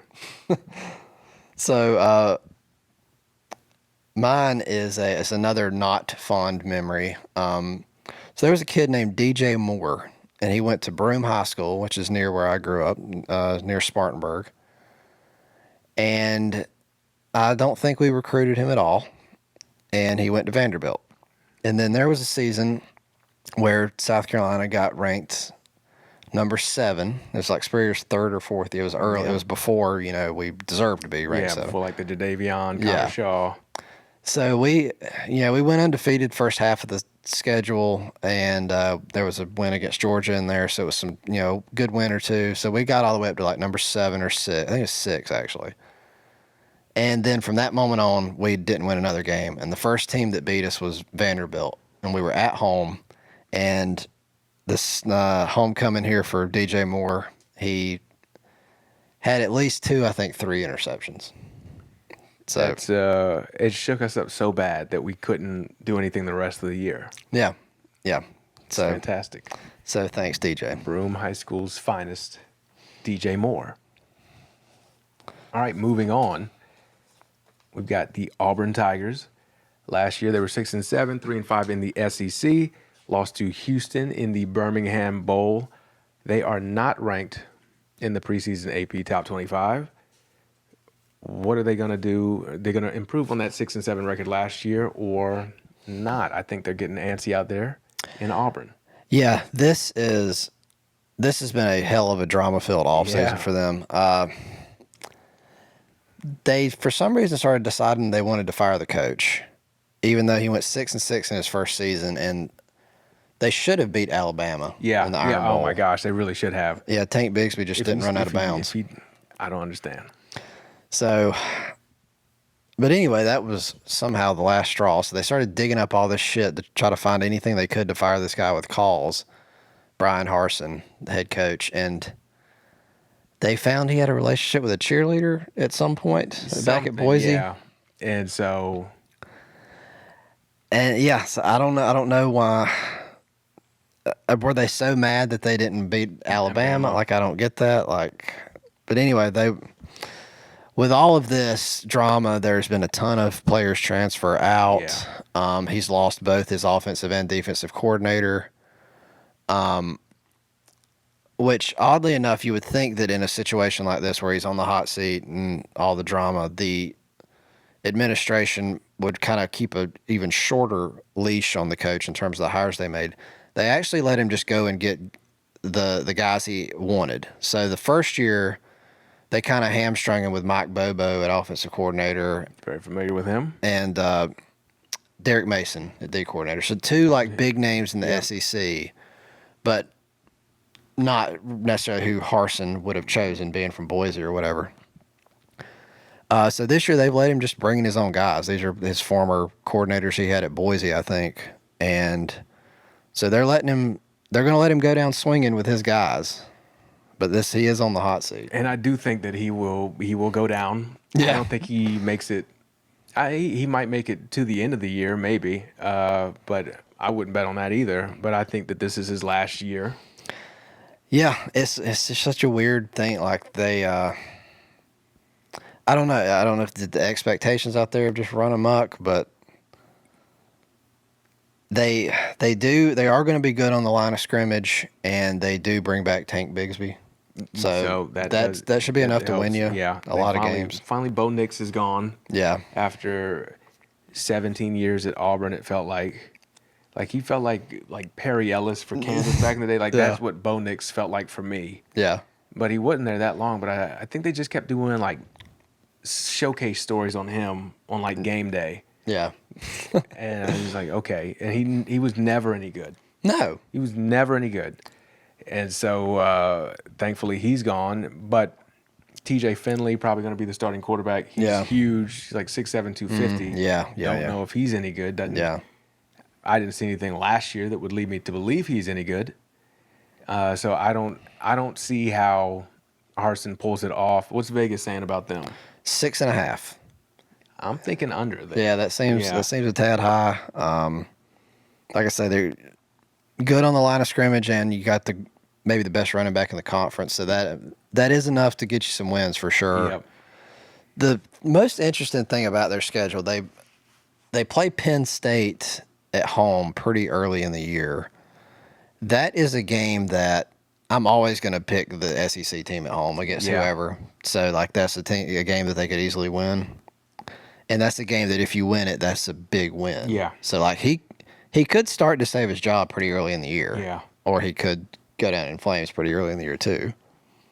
Would you start packing up to save time, like head into the season? Like, just as you see stuff around the house, just have some boxes out and just start slowly, like, oh. I would not buy anything new. No, okay. That's a good middle ground, good compromise there. So my blast from the past for Auburn, I got a couple of guys. I got quarterback Jason Campbell and running backs Ronnie Brown and Cadillac Williams. Yeah. All there at the same time, 01 to 04, went undefeated in 2004. I think they should have been playing for the national championship. Yeah, that's right. They were incredible, and instead we had to watch a terrible Oklahoma team. I think they were supposed to be going against – they got blown out against USC. Yep. It was like 55-19 or something. That's exactly right. And was that when we were doing the computer, the BCS? Yeah. Well, so I'm not too worried about robots taking over the world if they can't get that right. Yeah, that Southern Cal team was legit. Yeah. Like, they probably still would have beat Auburn. Like, they were. Yeah. That's like one of the few teams historically that I would be willing to pick against an SEC school. But I don't know. Auburn would have gave them a lot better game than that. Yeah, it wouldn't have been 55-19 with Jason White as quarterback for Oklahoma, a guy who just kept tearing his ACLs and couldn't move. Yeah. So I've got former Auburn running back Kenny Irons. I know this name very well. Yeah. So do you want to tell the people where Kenny Irons spent his first 2 years? At the University of South Carolina. Yeah, and couldn't play for Lou Holtz, but then went and played for Auburn and was very good. He beat our ass when he came back. First year under Spurrier, I think Auburn beat us like 48-7. Yeah, and that was old Kenny had a lot to do with that. Thanks, Lou. Yeah. All right, good. So we got rid of those teams. So now we can talk about who we want to talk about. We're going to go a little more in depth with, in case you couldn't tell, we are South Carolina Gamecock fans. So we're going to talk about them now. Brett last year really exceeded expectations. So now I'm going into this year with hope, and I'm scared. Yeah. So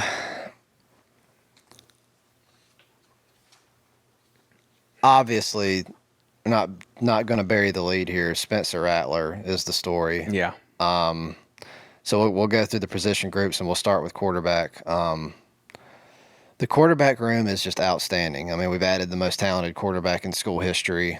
No question about that. Former 5-star recruit, Heisman contender, with Oklahoma. Just kind of, he's got everything. He can move, big arm. If we can figure out how to structure any sort of offense around him, he'll probably be very good. Great freshman year at Oklahoma. Struggled last year. Yeah. But even his struggling was like his struggling would be incredible for us. Yeah. It'd be like all-time season. By And the way, we were 7-6 last year, 3-5 in the SEC, and beat UNC in the Duke's Mayo Bowl. Yeah, don't really believe in momentum as we've talked about, but I do believe it in that. No, I don't believe it within games, but like program momentum, absolutely. Moving in the right direction, turn things around. So now, so I guess that's where we are. We turn things around. Now we're seeing if we're moving in the right direction now. Yeah. You mentioned Rattler. We still got Doty. Luke Doty was like a top 50 recruit. Yeah. Hugely talented quarterback. Hadn't really done it on the field yet, but never really healthy yet, I don't think. Has not really had a fair shake at it either. Another one, huge arm and just lightning speed. Like, he's like a 4.5 guy. I mean, big, tall kid too. Loves Carolina, like a great leader in the locker room. So, like, if the unthinkable did happen and Rattler went down, you still would feel like he had a chance. Behind him, we've got Colton Gauthier, 4-star recruit. Got the kid out of Delaware. It's a 3-star, but a high 3-star. We were really glad that we got him. So the quarterback room is just pretty loaded, which is new. Yeah, yeah. Thinking about like the Spurrier days with Tommy Beecher and Blake Mitchell. Oh, yeah. So the quarterback room, like we're trying to be unbiased here. Yeah. So, but objectively speaking, it looks very damn good. Yes. Compared to past years, as you mentioned, we were getting guys who were working at Publix. Yeah. Period. So, no, a definite upgrade there. Because last year was just a complete mess. Yeah. Yeah, Doty wasn't healthy. We had no. Have you ever heard of that? Let the grad assistant get him off the. No, so that's when you knew. I really at that point knew we were in trouble. Yeah, anytime you have a guy come in to coach, and we're like, hey, like you look like you haven't played in a while. Yeah. But we need some help because we're very thin here, and you're not very thin because you haven't played in a while. So can you get out there and do something? And it went about as well as you would think. Yeah. But somehow still, like I said, finished 7-6. Yeah. So that was just, I don't know. How was Beamer doing that?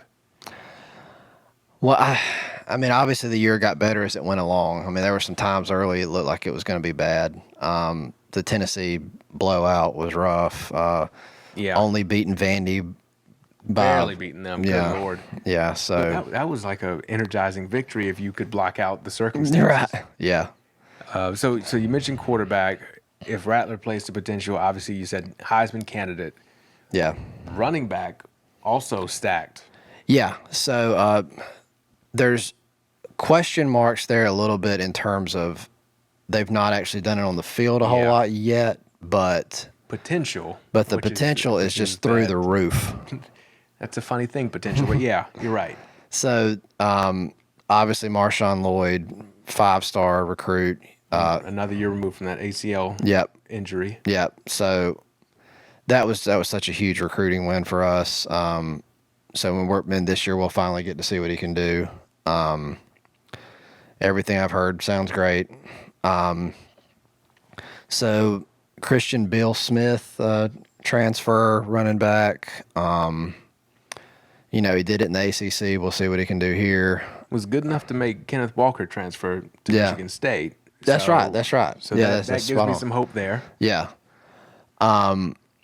So, and then some guys that are good, but like kind of unsung a little bit, like Juju McDowell had huge moments last year. He was so good. He won the ECU game for us. Yes. First game of the year. And then he kind of didn't really get talked about a whole lot anymore, but he's extremely good. Rashad Amos had some moments. I mean, he seems to be very talented. He wasn't that high of a recruit, but he seems to be very talented. So we still have Lavoisier. Yeah, thank you, Lavoisier Carroll. Yeah, great name. Yeah, he was just behind so much depth at Georgia. I think they had him playing DB or something. But yeah, he committed to us I think he committed us out of high school. But anyway, ended up going to Georgia. And we got him back. Again, hasn't proven it on the field, but the pedigree is there. So, again, another position group where, objectively speaking, it seems pretty loaded. Pretty good. So receivers, Josh Vann returns. He's had such an interesting career at Carolina. So he was like a top 100-ish kid. I remember him coming in and thinking, like, okay, we got one. Yeah. Out of Tucker, Georgia, I believe is where he's from. We were really excited to get him. I think we beat Georgia out for him and just never really did anything. He'd get open, but he just had the worst case of the drops I've ever seen for multiple years. And then about the time you were finally just going to say, okay, I know he was a big recruit, but I've seen him for 4 years now. Yep. About the time we were ready to give up on him, in comes the new coaching regime, in comes wide receiver coach Justin Stepp, and he got him playing the best football of his life. Yeah. So I'm still scared of him. I've been traumatized with seeing him drop the ball so much, but he is back. So hopefully he can continue that progress moving forward. Because, good Lord, please. Yeah. So I don't even know what order to go in, but they're Antoine Wells, Juice Wells, they call him, out of James Madison, right? Yep. Yeah, so James Madison was the, I don't know if they won the national title, but they're like a national contender down there. And they're actually, they're moving up to the FBS this year, right? Yep. So he was like one of the best receivers in the country at that level. Sounds like he's going to be very good at this level too. Again, question mark because we haven't seen it on the field, but all the expectations are high and they should be. Corey Rucker, another transfer in. He was at Arkansas State and put up really good numbers. And we didn't get to see him in the spring game. He hadn't actually transferred in yet, but everything I'm hearing recently sounds very good. Sounds like he looks the part. DeCarrion Joyner was talking him up a lot the other day. Speaking of, Dak is back. Yeah, thankfully this kid has had every right to transfer out and go play quarterback Super somewhere. loyal guy. Yeah. I would not in any way blame him if he did leave and go play quarterback somewhere, but he loves Carolina and we love him. You got to say he's my favorite player on the team. Fort Dorchester's finest. Yeah, one of the greatest South Carolina high school players of all time. Yeah. And he's sticking with us. He's learning a new position, and if you can just get the ball in his hands, he is absolutely electric. I'm hoping he gets touches this year, and I'm hoping he has an NFL career. Yeah. He seems like the type of guy who the next level is where he's going to get it. Yeah, that's a good point. There's been a lot of guys like that. Like, it's like once Debo was one of them almost. Because he's almost he's not as like built like Debo, but similar style. Yeah, but just in terms of you don't put up the biggest numbers in college, but then you get to NFL system, they just figure out what to do with you better. That's what it is, because it's like you don't know what to do with a guy, and it seems so easy because they're so talented. Yeah, like, just get them the ball somehow. Yeah, but I think that sometimes you can get a little too cute trying to get people the ball, and then it turns into here's 7 wide receiver screens in a row. Yeah. Good luck. So I do think Dak's a guy next level. I think he's gonna really get an opportunity. Yeah, who's the guy with the Chiefs they do that with? Like the utility player that Mahomes is always throwing to? Oh. And Debo's this for the 49ers, but I was thinking, like, if he could go somewhere like the Chiefs. They're good at it. I can't think of the guy's name, but because they'll do that with all their receivers, and you're a running back, you're a receiver, who knows? Yeah, right. So, yeah, him, Jaheim Bell is probably really a tight end, but, pass catcher. Yeah. He might be the best player on offense. He is just monster game in the bowl game. And I remember being excited us getting him as a recruit, but I think he was a 3-star, but he had some big offers. I think we beat maybe Florida out for him, but he was not expected to be quite this good this fast, and he's just come out and was just a huge physical freak, fast, good hands, great tight end. You split him out, play that, tight end off the line deal a lot of teams do with their, like, the Antonio Gates type stuff. Yep. Maybe that's the best comp for him. But yeah, he's a stud. That's enough right there to, like, who else we got that can catch the ball here?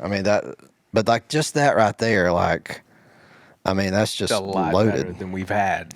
Trey Kenyon. Because we've got, I know Lane Kiffin, like we were talking about, he's deemed himself the king of the transfer portal.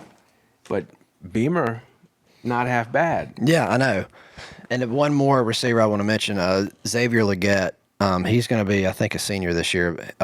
He's had a lot of bright moments. Yeah. And didn't really do a lot last year. But he was like one of our best receivers for a period there. So we're getting him back. So, there's just a ton of competition in that room, man. So, like trying to tone it down. I don't even know what to say. Like, I mean, I guess there's some question marks behind Van. This is the most excited I've been about like the skill positions Yeah. since Connor Shaw left. Like, Yeah, that era. Yeah, absolutely. Like just a lot to be excited for, and we're in that scary part of the season where it hadn't started yet, where you can be excited for it. Yeah. And then at tight end, I know we brought in Stogner. From Oh Oklahoma, yeah, too. yeah, unreal, huge guy. Was like 6'8" or Yeah, something he's like a that. giant. Been with Rattler before. So I mean, you know, we've got so much talent there. Like there's going to be people that are good, not even seeing the field. Yeah, you know. Yeah. So can we block for them? Offensive line has many seasons been the problem. Yeah. So this earlier you said you don't like to hear about, oh, they're returning everybody. Yeah. Because, well, if they weren't good, Then then we why want to would we return want them them back? So this offensive line, it's even more complex than that. Muschamps last year, we were terrible, but Kevin Harris, amazing year, right? That was a big part because the offensive line was so good at run blocking. That offensive line was just loaded. And same offensive line returns, basically, and they're terrible last year. New offensive line coach comes in, and we go to a zone blocking scheme. Seems I'm not an expert on this, but it seems like they're not blocking very well when guys are just jetting into the backfield and hitting the ball immediately. One of my favorite sayings, I hate the people that, like, when I criticize, they're like, you ain't a coach, you didn't play, like, what do you know? It's like, well, I'm not a mechanic either, but when my car breaks down, you know. So yeah, if someone's in the backfield tackling our running back for a loss, yeah, that's something bad probably happened. I can't imagine that was the design. Yeah. So they were awful in pass protection and run blocking last year with basically all returning players from the previous year. So we get them all back again this year. And great. You go up and down the list. Javon Gwynn was a big recruit. I've seen him be good. Dylan Wanham was a big recruit. I've seen him play good. There's talent out there, and they're very, very experienced. But at what? Yeah, right. We'll see. Are they the line from 2 years ago, or are they the line from last year? I don't know. And there is an adjustment period when you switch to a zone blocking scheme, but not only is there an adjustment period, you might just have the wrong personnel for it. Yeah, that's a very good point. So that's very scary. Yeah. And that has been our downfall many times. Luckily, I think the defensive line a little bit better than that. Yeah, so there's some question marks here in terms of it's a lot of talent, but we've not actually seen it happen on the field yet. Jordan Strawn from Georgia State transfer. He was actually there last year, but didn't really play any. But he led the league in sacks that last year at Georgia State. So we've got him rushing the passer. We've got Jordan Birch, number 3 recruit in the country way back when. He's not really he's shown flashes, of course, but, you know, and then you've got Zach Pickens, who has kind of started to show it. I'm talking about he might be able to play himself into the first round of the draft. Yep. He was like a top. He might have been the number 5 overall player in the nation the year before, Jordan Birch. And then he was actually a D end in high school, but he's worked his way to the interior, got a little bigger. So, and I'll mention really quick also Tonka Hemingway and Boogie Huntley, 2 other fringe 4-star type recruits that Tonka has actually shown it on the field a lot. Boogie Huntley really hadn't yet, but talent that, you know, could break out this year. So going back to Pickens moving inside, our issue last year was we couldn't stop the run. And I don't know if that's how much that's going to improve this year because, you know, as good as Pickens is, he's going to penetrate in the backfield, but I don't know that we've got the big, huge, you know, like Georgia had the 350-pound kid last year. Yeah. So that might be a problem again for us this year. But again, D-line, the talent is there. We lose J.J. Enikbare, which hurts a lot. He was very good at getting in the backfield. But again, there's a lot of talent there to make you optimistic. Yeah. So You said it, the potential. That's where I get my hope from. Yeah. If they live up to their potential, Yeah. incredible. These are top 3, top 5 recruits. Yep. But you do have to see it, unfortunately. Yeah. What about behind them at linebacker? How are we looking? So, Brad Johnson is the returner there. He's like a 60-year senior. He had the COVID year, and he was a redshirt, all that stuff. Favorite guys so now. he's been there forever. He was a 3-star D tackle out of Pendleton, and I remember seeing him play. But he was, high school. You don't have to be that big to be a D tackle, but he was like unblockable. But anyway, he's a linebacker for us now, and he's, he was good. Like last year was the first year that you felt like he's learned the position and he knows what he's doing out there. And then aside from that, I don't even know who's going to play alongside him. I mean, it's like that's scary. Yeah, because I was looking at the names too, and it's just like a lot of turnover there. We lost a lot, and it was just I don't know what we're going to do, particularly when we have those questions on the D line. Then at that next level, if we have even bigger question marks there, it could get ugly. Yeah, in terms of stopping the run, yeah. So the other linebackers are going to be Sherrod Green, who has at times looked like one of the worst players we've ever had, but then he looked pretty good last year. Yeah. So he started out rough, but he's developed a lot. And let's remember who he had coaching him the first bit of his career there. He's a senior now. Mo Kaba was a very big recruit. He's a junior now and hasn't really shown a lot yet, but again, big recruit, a lot of talent there. He could break out. And Debo Williams, that was an interesting transfer. He was with Delaware, and I don't know that he even played that much for them, but he's like a super physically gifted guy apparently. And, so again, the potential for him is there as well, but unproven. So, linebacker, a lot of question marks, but a little bit in there to where you could feel optimistic. And then moving even further back, another position group that we've had talent come out of in the NFL. Yeah. But has also, at times, taken years off my life, the secondary. Yeah. Which one is it this year? Okay. So this is the most interesting position group, not even in terms of the players, just so last year, going into Beamer's first season, I thought I basically got everything wrong. I wasn't on a podcast last year, but I did the same thing in my head, right? And I went through every position group, like, where are we good at, where are we bad? And I got every one of them dead ass wrong.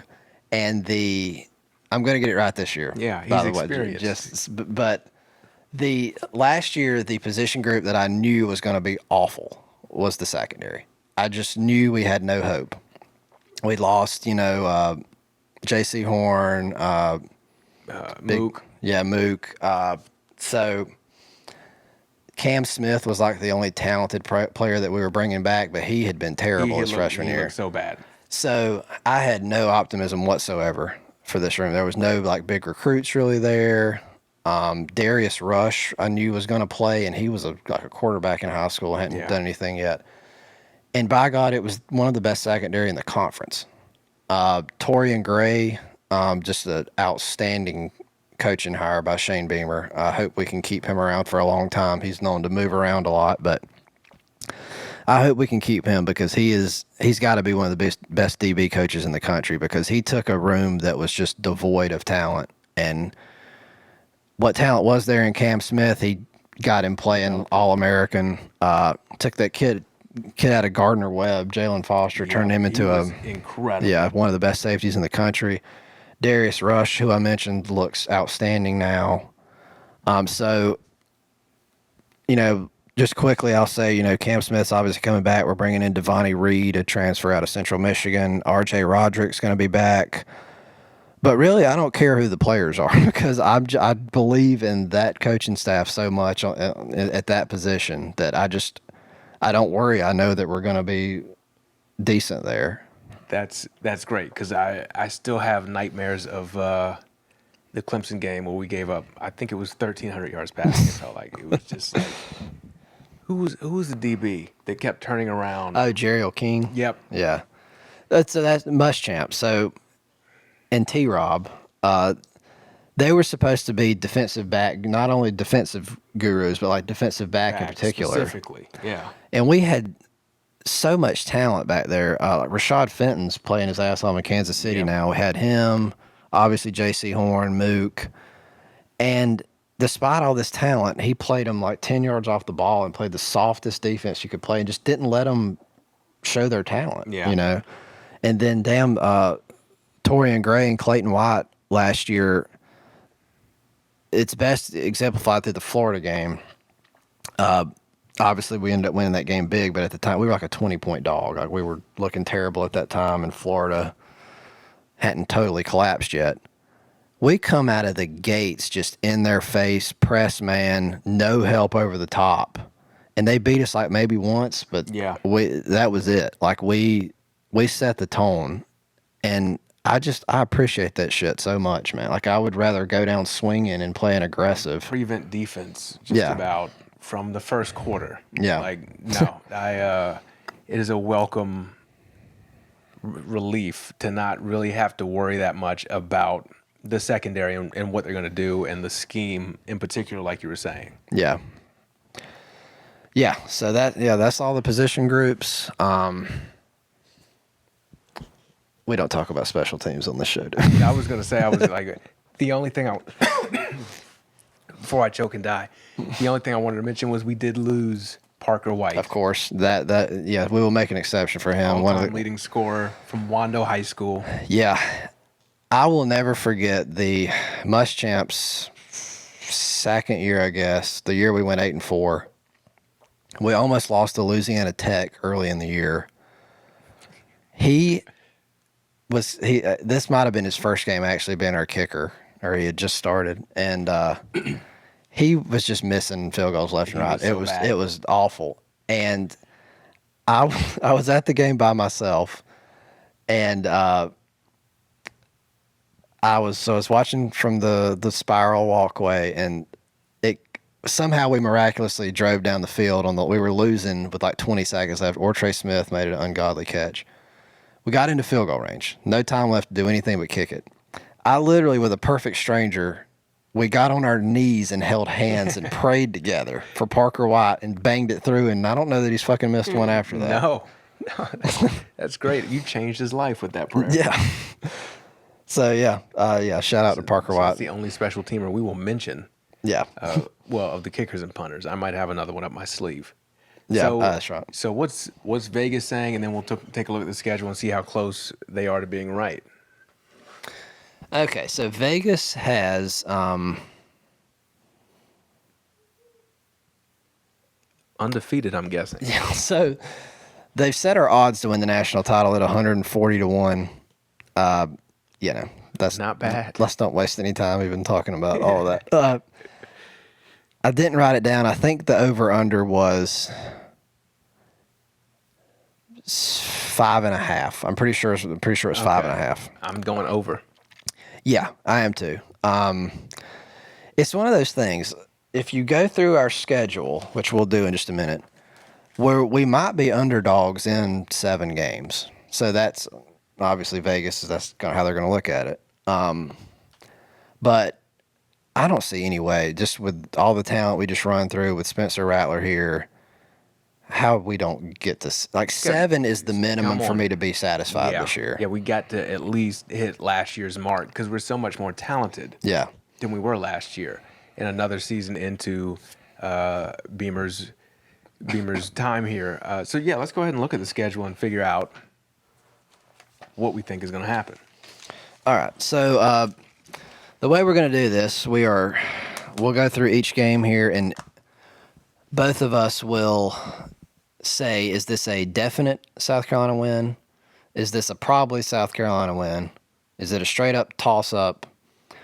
Do we lean toward a South Carolina loss, or is it a definite South Carolina loss? So 5 criteria here. First game on the schedule is Georgia State.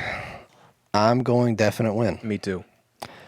So We're actually only a 13-point favorite. That's a pretty small line in a game like this.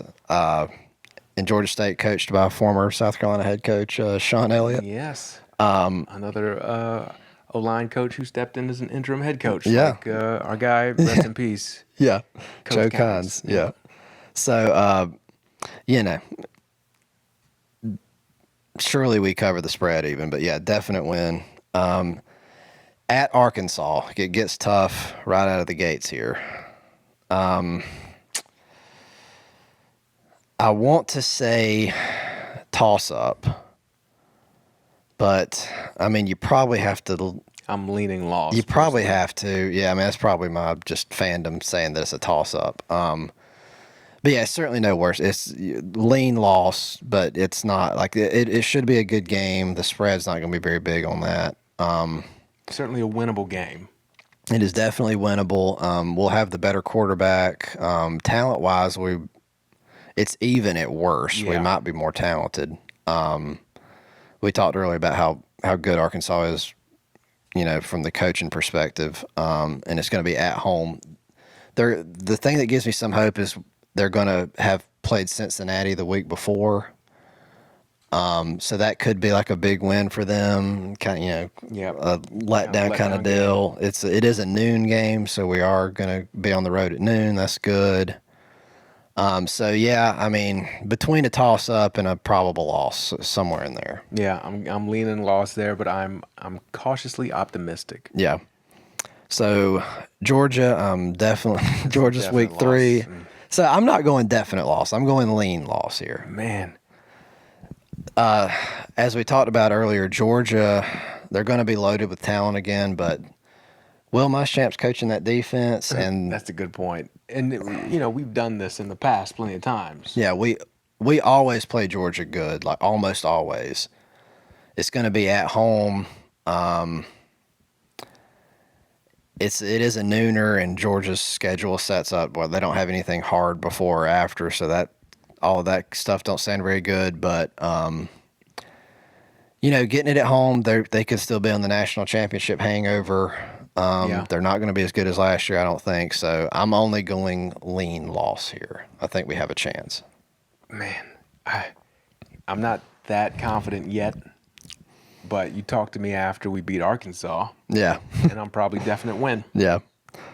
So next we've got Charlotte and South Carolina State the next 2 weeks. Seem like definite Both wins. of those definite wins. The spread in those will be much bigger than the Georgia State game. So those are our big wins there. Then we go to Kentucky, October 8th at Kentucky. I'm going toss up here. Just we talked about earlier, Kentucky should take a step back. They've kind of owned us. The fact that they've owned us is the only reason I'm not making that a lean win, because I've kind of learned my lesson the last 10 years with them. But yeah, I'm calling it a toss up. I'm thinking lean win simply because it's the Beamer revenge game. I hope he wins and throws on the sunglasses. That would be perfect. That's what I need to happen. Yeah. We're going to have the more talented quarterback, I would say, in that game. Overall talent on the field is going to be pretty even. Yep. Yeah, so like I say, just because it's on the road, just because they've owned us, that's the only reason I'm saying toss up. It feels like we're probably a better team than them, honestly. Then we got a bye week. I think we'll do okay. Definite win. And then we got A&M at home. So I'm going South Carolina, leaning loss. I think that's fair. Again, it's not a definite loss because we're at home. We're going to be good. But A&M's probably just going to have a little bit too much talent. And it could be depending on how their season goes. I know they're coming in with high expectations, and if they disappoint up to that point, that could be just a team that's quit on Jimbo. The wheels could fall off on a team like that with the high expectations. But yeah, talent wise alone, I think we gotta say we lean loss. Then we got Mizzou at home. I mean, you gotta say definite. Yeah, win. I think it's a definite win. That's a program that's struggling to really get its footing, and they haven't shown much yet. So I think, especially at home, Yeah. definite win. Yeah. Then we got at Vanderbilt, definite win. They're terrible. At Florida. So I think this goes in the toss-up category as well. I mean, it's kind of similar to Kentucky. It's somewhere between toss-up and lean South Carolina. Yeah, I think I would lean a little bit South Carolina simply because, I think Napier, like we talked about, will get them playing better, but I don't think it's going to be in time to do that. Even with it being a home game for Florida, I think we are more talented, particularly at the skill positions, and have more depth than Florida has. Yeah. Yeah, we're definitely going to be the better team. It's just, at Florida is always a tough ask. Then we got Tennessee at home. I mean, this might, a tough one this for might me. be the toughest one. This felt like straight toss up. Yeah. Toss-up's probably right. It's another one where it's toss-up. I kind of want to lean South Carolina, but it's probably a toss-up. We've got the secondary, like we were talking about, to deal with that passing attack, I think, but not if we can't get pressure from the defensive line. Yeah. If Hooker has all day, and you got to worry about him as a runner too. Yeah. So. Yeah, they're going to score, but we're going to score too. Yeah. By that time, surely Rattler's got it rolling. It should be a high-scoring game. And they were solidly better than us last year. So it would be crazy to say I lean that we're going to beat a team that destroyed us last year, but I do think they're going to take a little bit of a step back. We're going to be a little bit better. It is at home, so conservatively, I call it a toss-up. Yeah. And then finishing up the year at Clemson. So I'm only going to lean South Carolina loss. So it's not a definite loss. They're not good enough. They're good. Their defense is going to be outstanding, but their offense, huge question marks. Yeah. Dabo finally loses his coordinators, so we're going to see how he can coach without Venables and both Elliott. Yeah. So, yeah, talent-wise, they've recruited too well to where you can never say we're certainly going to beat them on the road, but it should be the best game we've had in a long time with them. So I have hope of ending the streak, but I'm not going to bet on it. Well, you'd be getting like more than 2 touchdowns. So maybe. Well, I meant like straight up, I wouldn't bet on it. But if we're talking spreads, I probably still won't bet on it because I'm afraid. Yeah. So I think we're headed in the right direction finally. And I think, like you said, we talked about the over/under with the win total. I think we go over that 5.5. Yeah. Back up to 7 again. I do want to talk about the blast from the past. I mentioned no special teamers. I took it back because my blast from the past is special teamer Boo Williams. He was a return guy who I thought was incredible, 96 to 99. He had 2 kickoff return touchdowns in 1 year, and that's really why I thought he was incredible. But when I looked at the rest of his stats, they weren't that great. But Boo Williams inspired this segment. Gotcha. So I'm going to take a somber note here. My blast from the past is Phil Petty. He was the quarterback when I really actually started watching us religiously and really pulling for us hard. He's from nearby Boiling Springs, right near my hometown. I was a pitcher at that time, and I had no arm strength whatsoever. Got by on accuracy and guile, but and I looked up to Phil Petty because that's exactly what he did. He didn't have any arm whatsoever, wasn't that athletic, but just deadly accurate, smart. Led us to some big bowl wins against Ohio State. So I idolized the guy as a young Gamecock fan, and obviously he passed away recently, tragically, at a young age, man, yeah. in his 40s, leaves behind 2 girls and a wife, I think. Horrible, horrible loss. And, prayers go out to all his family and everything. Yep. Rest in peace, Phil Petty. So that will do it for our SEC preview. We're going to hit you with a national preview as well, but we're going to take a break because the Lightning's about to come get us.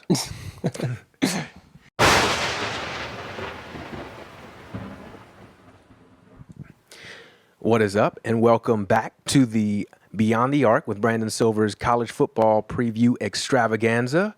We survived the Hilton Head thunderstorm yesterday, and we are back and better than ever. I'm joined by Beyond the Arc special correspondent, former USC Upstate sports reporter, Brett Gosnell. Brett, how are you doing today?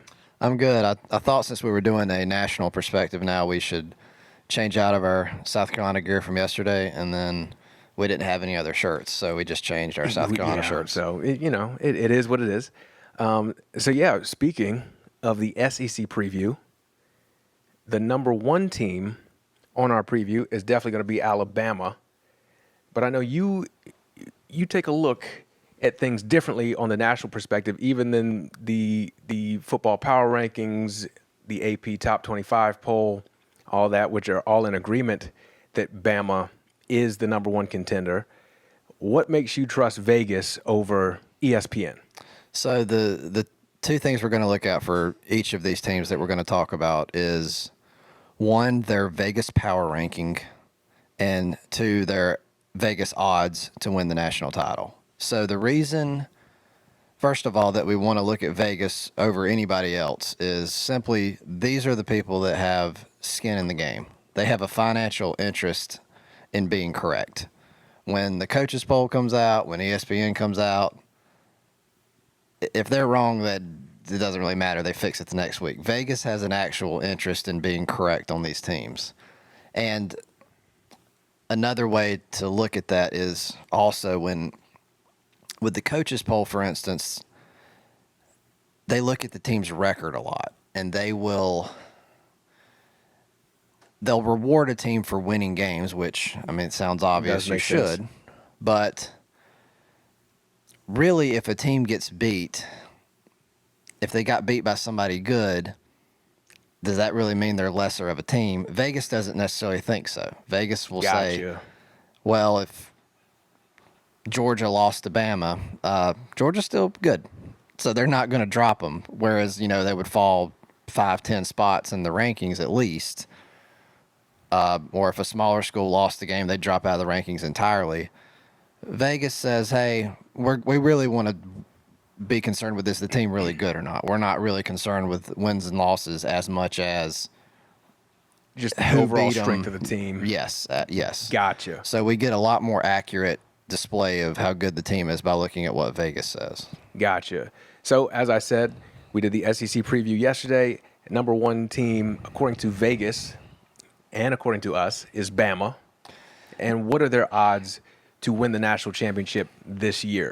So Vegas is Bama is number one in the Vegas power rankings, of course, and their odds to win the national title are plus 190. And what that means is 1.9 to 1. So if you bet Alabama to win the national title, if you risked $100, if they win it, you'd win 190. So those are very small odds. That's a very healthy favorite. Okay, and do you think betting $100 to win 190 will keep up with inflation by the time we get to the national championship game? It probably becomes an even proposition at that point. Okay. But I don't know. We'll see. We might have got inflation fixed. I know the chicken wing prices are down below pre-pandemic levels. Thank God. Right in time for college football season. So bless them. All right, so moving on, we're going to take a look at the number two team in the AP Top 25 poll, Ohio State from the Big Ten, 11-2 last year, 8-1 in the Big Ten, beat Utah in the Rose Bowl. Head coach Ryan Day there. What are they looking like according to Vegas? So Vegas has them as a plus 350 favorite to win the national title, so that's 3.5 to 1. If you bet 100, you'd win 350. That also is a pretty healthy. I mean, they're obviously not the favorite, but that's Vegas thinks they're going to be very good. So I tend to agree. I think that if anybody's going to give Bama trouble, this is who it's going to be. Amazing quarterback in C.J. Stroud. Yeah, they've got 3 legit Heisman candidates. Yeah, the wide receiving core, even with losing, what was it, first round picks? Yep, Chris Olave and Garrett Wilson. Garrett Wilson, yeah. The receiving core is still going to be the best in the country. The defense was very questionable last year. They don't bring a lot back. We talked a little bit about yesterday. Maybe that's actually a good thing. Yeah. Because we know they're recruiting talented players. And the interesting thing is they brought in Jim Knowles from Oklahoma State to be the defensive coordinator. And if you followed college football at all over the last decade or so, Oklahoma State never been known for playing a shred of defense. But last year they had a stout defense. Yeah. And immediately they lose their D coordinator to a bigger school. So if Mr. Knowles can get this defense clicking at all, the offense is going to pave the way, and Ohio State's going to be squaring up with Bama in the national title game most likely. Yeah, they are stacked, particularly offensively, as you said. Really an anti-Big Ten team in my mind. Like, I think of Big Ten as like grind it out. We got 3 tight ends on the field right now. It's going to be 13-10 at the end of the game. But Ohio State could easily average 50 points a game. Yeah, and they're probably just barely a step below Bama just in terms of overall talent level. They're recruiting extremely well. They recruit real athletes. I mean, they're not, like you said, they're not trying to grind you down. Yep. Nope. So, and historically, if you look at some of the times Nick Saban has not won the national title, it's been a team that can throw the ball around and get up and down the field that's beat him, and Ohio State can do that. Definitely. So, yeah, you mentioned Stroud, 44 touchdowns last year to just 6 interceptions. So, the odds, you said, minus 350 on Ohio State to win the national championship. Plus 350, sorry. It's educational for all of us, to win the national championship. Is that a safe bet in your mind? I don't like it.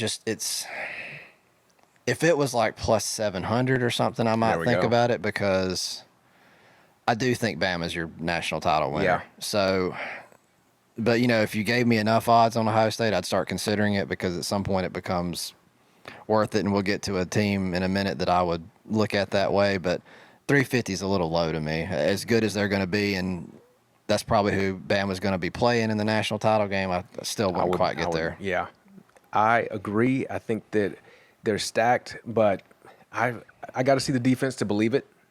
And I got to see like a national disaster occur to Alabama. Yeah. It's not like, I just can't imagine what would have to happen for them not to win the national championship this year. Yeah. So moving on, another team we talked about in the SEC preview, we got number 3 Georgia. Won the national championship last year, lost a lot on defense, but bring back a lot of talent this year. What is Vegas saying about them, and what are you thinking? So they're plus 425 odds to win the title, so about 4.3 to 1. You'd get paid off. You'd win $425 if you bet 100. Vegas actually has them at number 2 in their power rankings. I didn't mention this with Ohio State. They're actually number 3, even though their odds are shorter. And that kind of, again, shows you how Vegas is thinking. They think Georgia's probably the better team than Ohio State, but their road to get there is a little tougher. Yeah. So that's Vegas isn't – they look at things, they think it through. So, Georgia, I think they lose too much on the coaching staff. That's what I worry about most of them. I don't know that Kirby can withstand what – Nick Saban would be able to withstand in terms of losing his D coordinator. So, Georgia might get there. They'll probably be facing off against Bama in the SEC title game, but they're not beating them then, and they're not going to beat them if they face them in the playoffs either. Yeah, I would not make this bet, even though I don't know much about gambling. I'm learning, as I said, this is educational, not for money. But if it were for money, I wouldn't do it. So how about that, FBI or whoever's watching? All right, moving on. One of our least favorite teams. Yeah. And by one of them, I mean the least favorite team, the Clemson Tigers, 10-3 last year, down year, 6-2 in the ACC, beat Iowa State in the Cheez-It Bowl. What does Dabo have for them up at the New Spring Church headquarters? So we talked about Kirby Smart losing a lot of his coaching staff, and is he a good enough coach to withstand that? Finally, we get to see how that looks for Dabo. He has kept the same coordinators about his whole tenure there, and they've won big with Brent Venables and on the defense, and then Tony Elliott and the other guy, Jeff Scott. Jeff Scott. And finally, all of them are gone. So we'll see what Dabo can do. They promoted within for both of their coordinators, so they obviously trust the people that they already had there. As far as the personnel, the defense is going to be absolutely loaded. The defensive line is going to be absurd. Huge question marks on the offense, however. DJ Uiagalelei, was I close? Ugalele, I think. That's my guess. Obviously, he didn't look good last year. 9 touchdowns to 11 interceptions, and yes, looked terrible. Yeah. And the offensive line is suspect. The skill positions, nobody jumps out at you. A few years ago, they were just loaded to the brim with wide receivers. And there's nobody on that offense that jumps out at you. Of course, there's talented players there. They've recruited extremely well, but nothing frightening on offense. Everything that scares you is on the defensive side of the ball. Yep, and you have to score points to win. I know, I guess probably the top guy returning on offense is going to be current Hunter Renfrow running back Will Shipley. That's right, yeah. So, So Vegas has them at number 7 in the power rankings, so that's probably lower than they've been in a while. Yeah. And they've got them at plus 1,200 to win the national title. So that's 12-1 odds. So you'd bet 100 and win 1,200. So yeah, that's right. So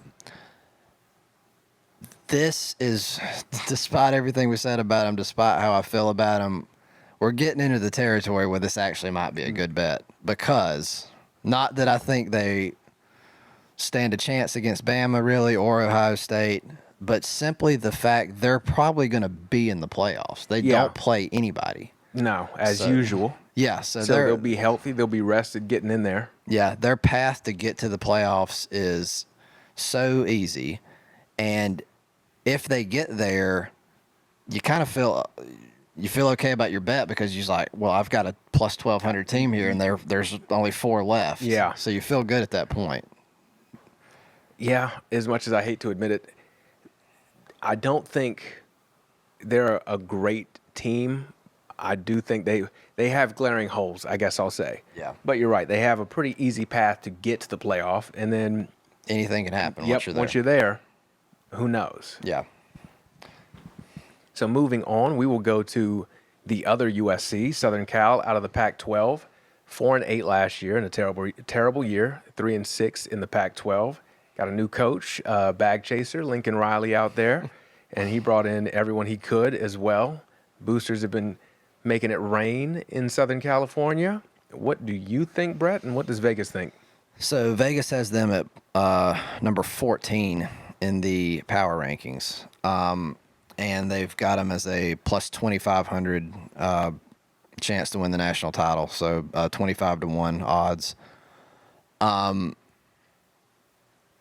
So yeah, it's really all about Lincoln Riley at this point. I mean, he's not had a chance. He brought in transfers, as you said, but and he brought in big transfers at the skill positions, particularly quarterback and running back. Travis Dye out of Oregon, and obviously Caleb Williams at quarterback. Following from Oklahoma. Jordan Addison as well won the Biletnikoff Award last year, playing wide receiver at Pitt. Yep. So skill positions. Skill positions are loaded. That is not enough to go all the way, though. You've got to be good in the trenches. You've got to be good everywhere. You've got to play defense, and I don't know, question marks at best. Yeah, they'll definitely be improved over. They're not going to go 4-8. Yeah, no.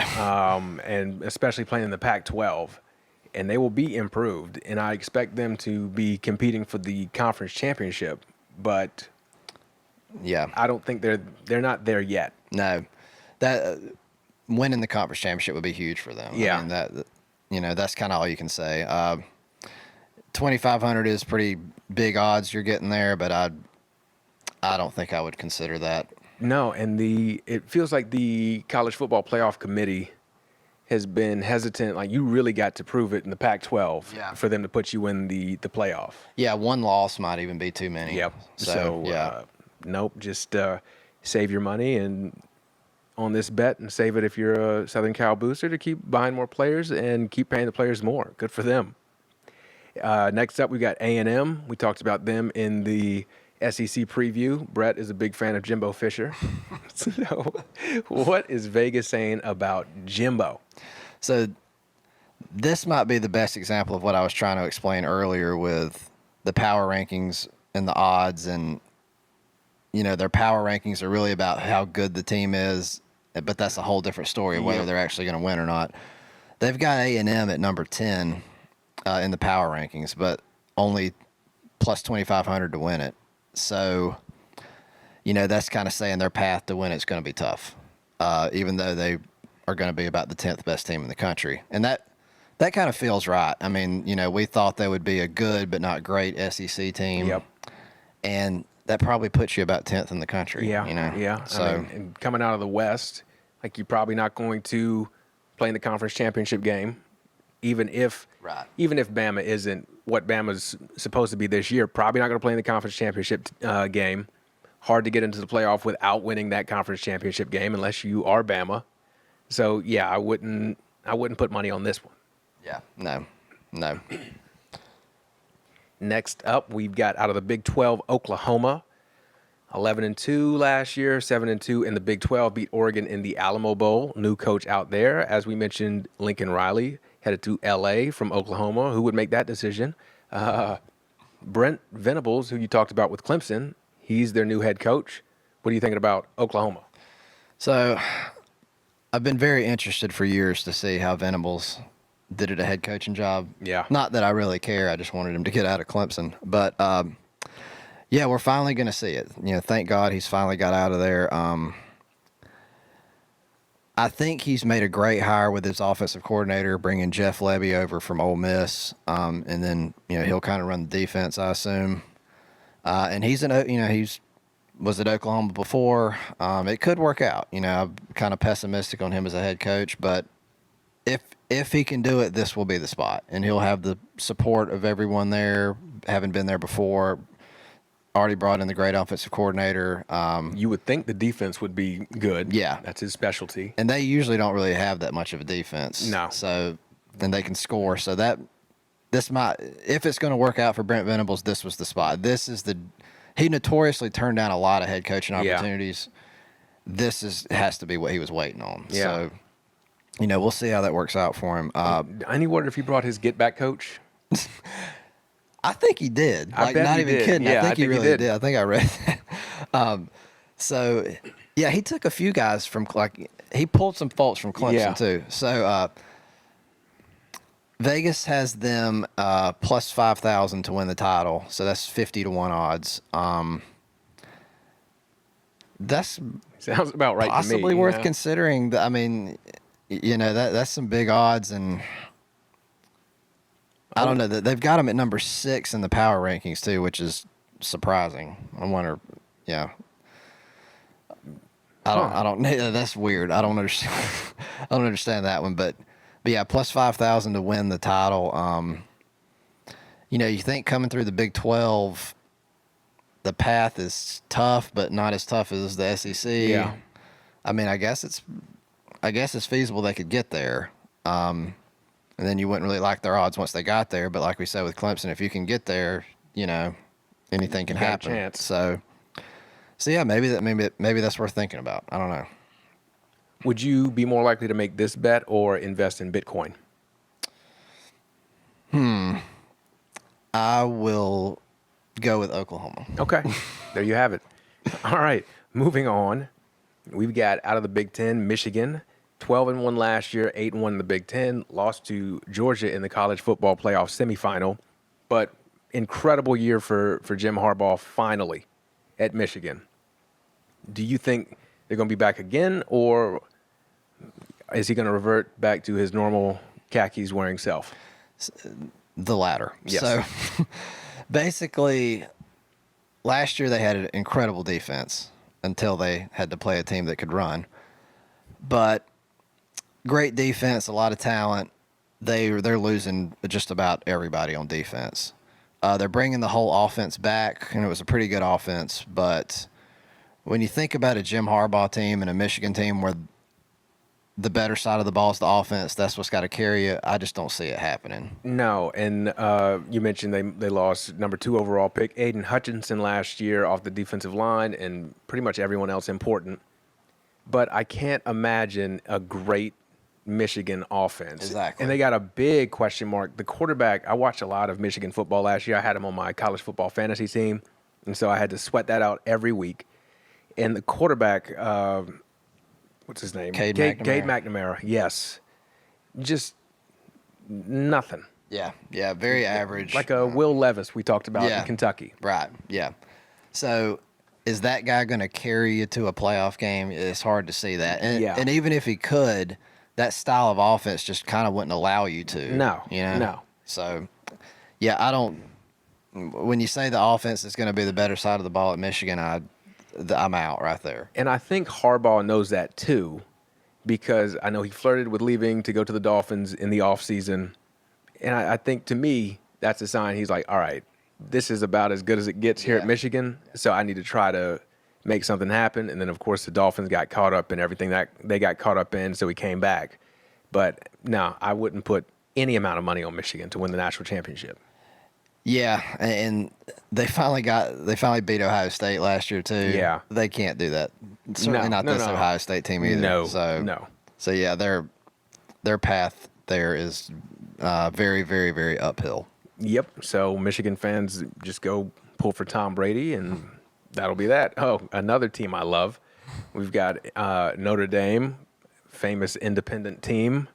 11-2 last year, lost to Oklahoma State in the Fiesta Bowl. New head coach out there. They improved at least in attractiveness in head coach, as they lost noted asshole Brian Kelly, bring in Marcus Freeman. What are you thinking about Notre Dame? Because I'm not sold. So Vegas has them at plus 6,000 to win the title. It's 60-1 odds, and their power rankings got them number 9, so top 10. That's good. The interesting thing here for me is it's all about the coaching staff. Like you said, Marcus Freeman, former defense coordinator, takes over. The players were just elated. I don't know if you saw that video when they announced him as the head coach. Yeah. They were elated, and he's a young guy, big personality. He's going to recruit very well. The players are going to love to play for him. Obviously, he was a good defensive mind if he was the D coordinator at Notre Dame to begin with. And their offensive coordinator, Tommy Rees, former quarterback there. Yep, another young guy. The players probably want to play for, young, relatable dude. They could have a better coaching staff now that Kelly has left. I mean, don't write that in stone, but that's something I'm looking for. I'm wondering if they're not going to get more talent and just loosen up there and, end up being better for it. That's a great point, because the coaching staff, like you said, the young guys, I love pulling for like young coaching staffs who really, you can tell the players love them. Yeah. But I think it's going to take a little bit longer for Freeman and that staff to get their guys in. Their leading receiver last year was a tight end. I do not think in the Lord's year of 2022 you can win with a passing attack based around a tight end. Jaheim Bell. But he's a freak. We're talking about really. I know this guy, Michael Mayer. So this is a good. We're kind of getting into something here, but close your eyes. Picture a Jaheim Bell and a Michael Mayer. Yeah. Who's going to score the touchdowns for you? Yeah. Right. So I do believe in Jaheim Bell, but Michael Mayer, I don't. And they lost. They lost Jack Cohn, which. I mean, who cares? Because he's not great. But you are starting over at quarterback. They lost their Kyron Williams, the running back, safety Kyle Hamilton, who was incredible. But it's Notre Dame. And most importantly, their fans don't deserve it. No. They don't deserve this coaching staff. I hope he wins immediately and leaves for a better job, because there are better jobs than Notre Dame. This isn't 1943. Okay, I want to be very clear about this. Rudy was offsides. There's better jobs than Notre Dame. And I hate them. They get ranked 5 or 10 spots higher every year because of nostalgia. Yeah, that's the reason to hate. Like, there's, plenty of reasons to hate him, sure, but like that's the big one right there. Just insanely. Is it Derek Jeter-esque? Yeah, it kind of is. Yes, it kind of is. Like they do it the right way. Like, what do you mean? What does that even mean? Like, they don't. They suck. But I'm pulling for the coaching staff. Yes, do like the coaching staff. So, and the fans. One more thing about these fans. Didn't Freeman coach the bowl game? He coached the bowl game, and the fans were pissy because he lost to Oklahoma State in the Fiesta Bowl. It's a good game, though. It was a great game. It was fairly close. He just got, Kelly went and moved to Louisiana in the middle of the night. That was crazy. Like, they could have still made the playoffs at the point that he left. He knew. He was like, I got Jack Cohn. I got Michael Mayer. I don't have Jaheim Bell. I'm going to Louisiana. Yeah. And he wants to thank them for being so good to his family. Exactly. Exactly. So, keep blaming your tight academic restrictions or whatever, but I wouldn't put a dime on Notre Dame. Yeah, no thanks. So, well, we covered it, I believe. Wait. No, we didn't cover it because we need a college football playoff top 4 to open the season. Yeah. Earlier than ESPN. Way earlier. So ESPN caught sleeping again. So these are these our top 4, or are these the top 4 of? Are we predicting the playoffs at this? Let's predict the playoffs. Okay. That's what people want. That's where all the branding is. That's where the sponsorship opportunities are. The playoff teams. This is how we earn a Heisman vote as well, I imagine. Yeah. So the way too early college football playoff picture brought to you by Beyond the Arc with Brandon Silvers. Let's go. All right. So Bama's 1. Okay. Certainly Bama's in there. Ohio State's 2. Okay. Georgia's 3. Georgia's I'm 3. going just chalk here. Yep.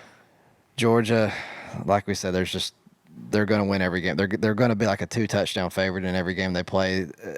They've got the easiest draw in the SEC that you could ever possibly get. Yeah. So they're there.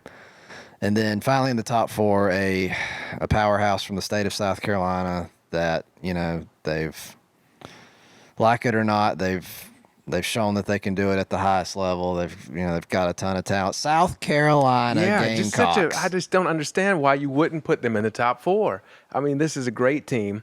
We saw how Shane Beamer dealt with the Mayo last year. He's got the big sunglasses.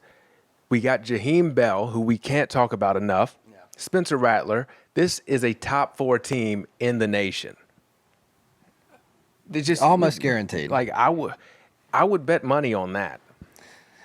Yeah, I didn't see that they gave us any odds here, but yeah. Because it wouldn't be fair. It's such a sure thing. Right. Yeah. You wouldn't, I would bet the house. I would bet the farm. Anything. So there you have it. The first official college football playoff picture preview. That was very hard to say. Also, my voice has been going up. My allergies are acting up. But it's okay. We fought through it. So this has been incredible. Yeah. Y'all are so lucky. Shout out to the good state of Delaware. Yeah. Great to meet y'all this morning. Great to meet you this morning, Delaware. All of the whole state. There's only 12 or 13 of y'all. But no, this has been great. So we will catch you next week. Hope you enjoy the video. And Brett, thank you for joining us. I enjoyed it, man. Thank you.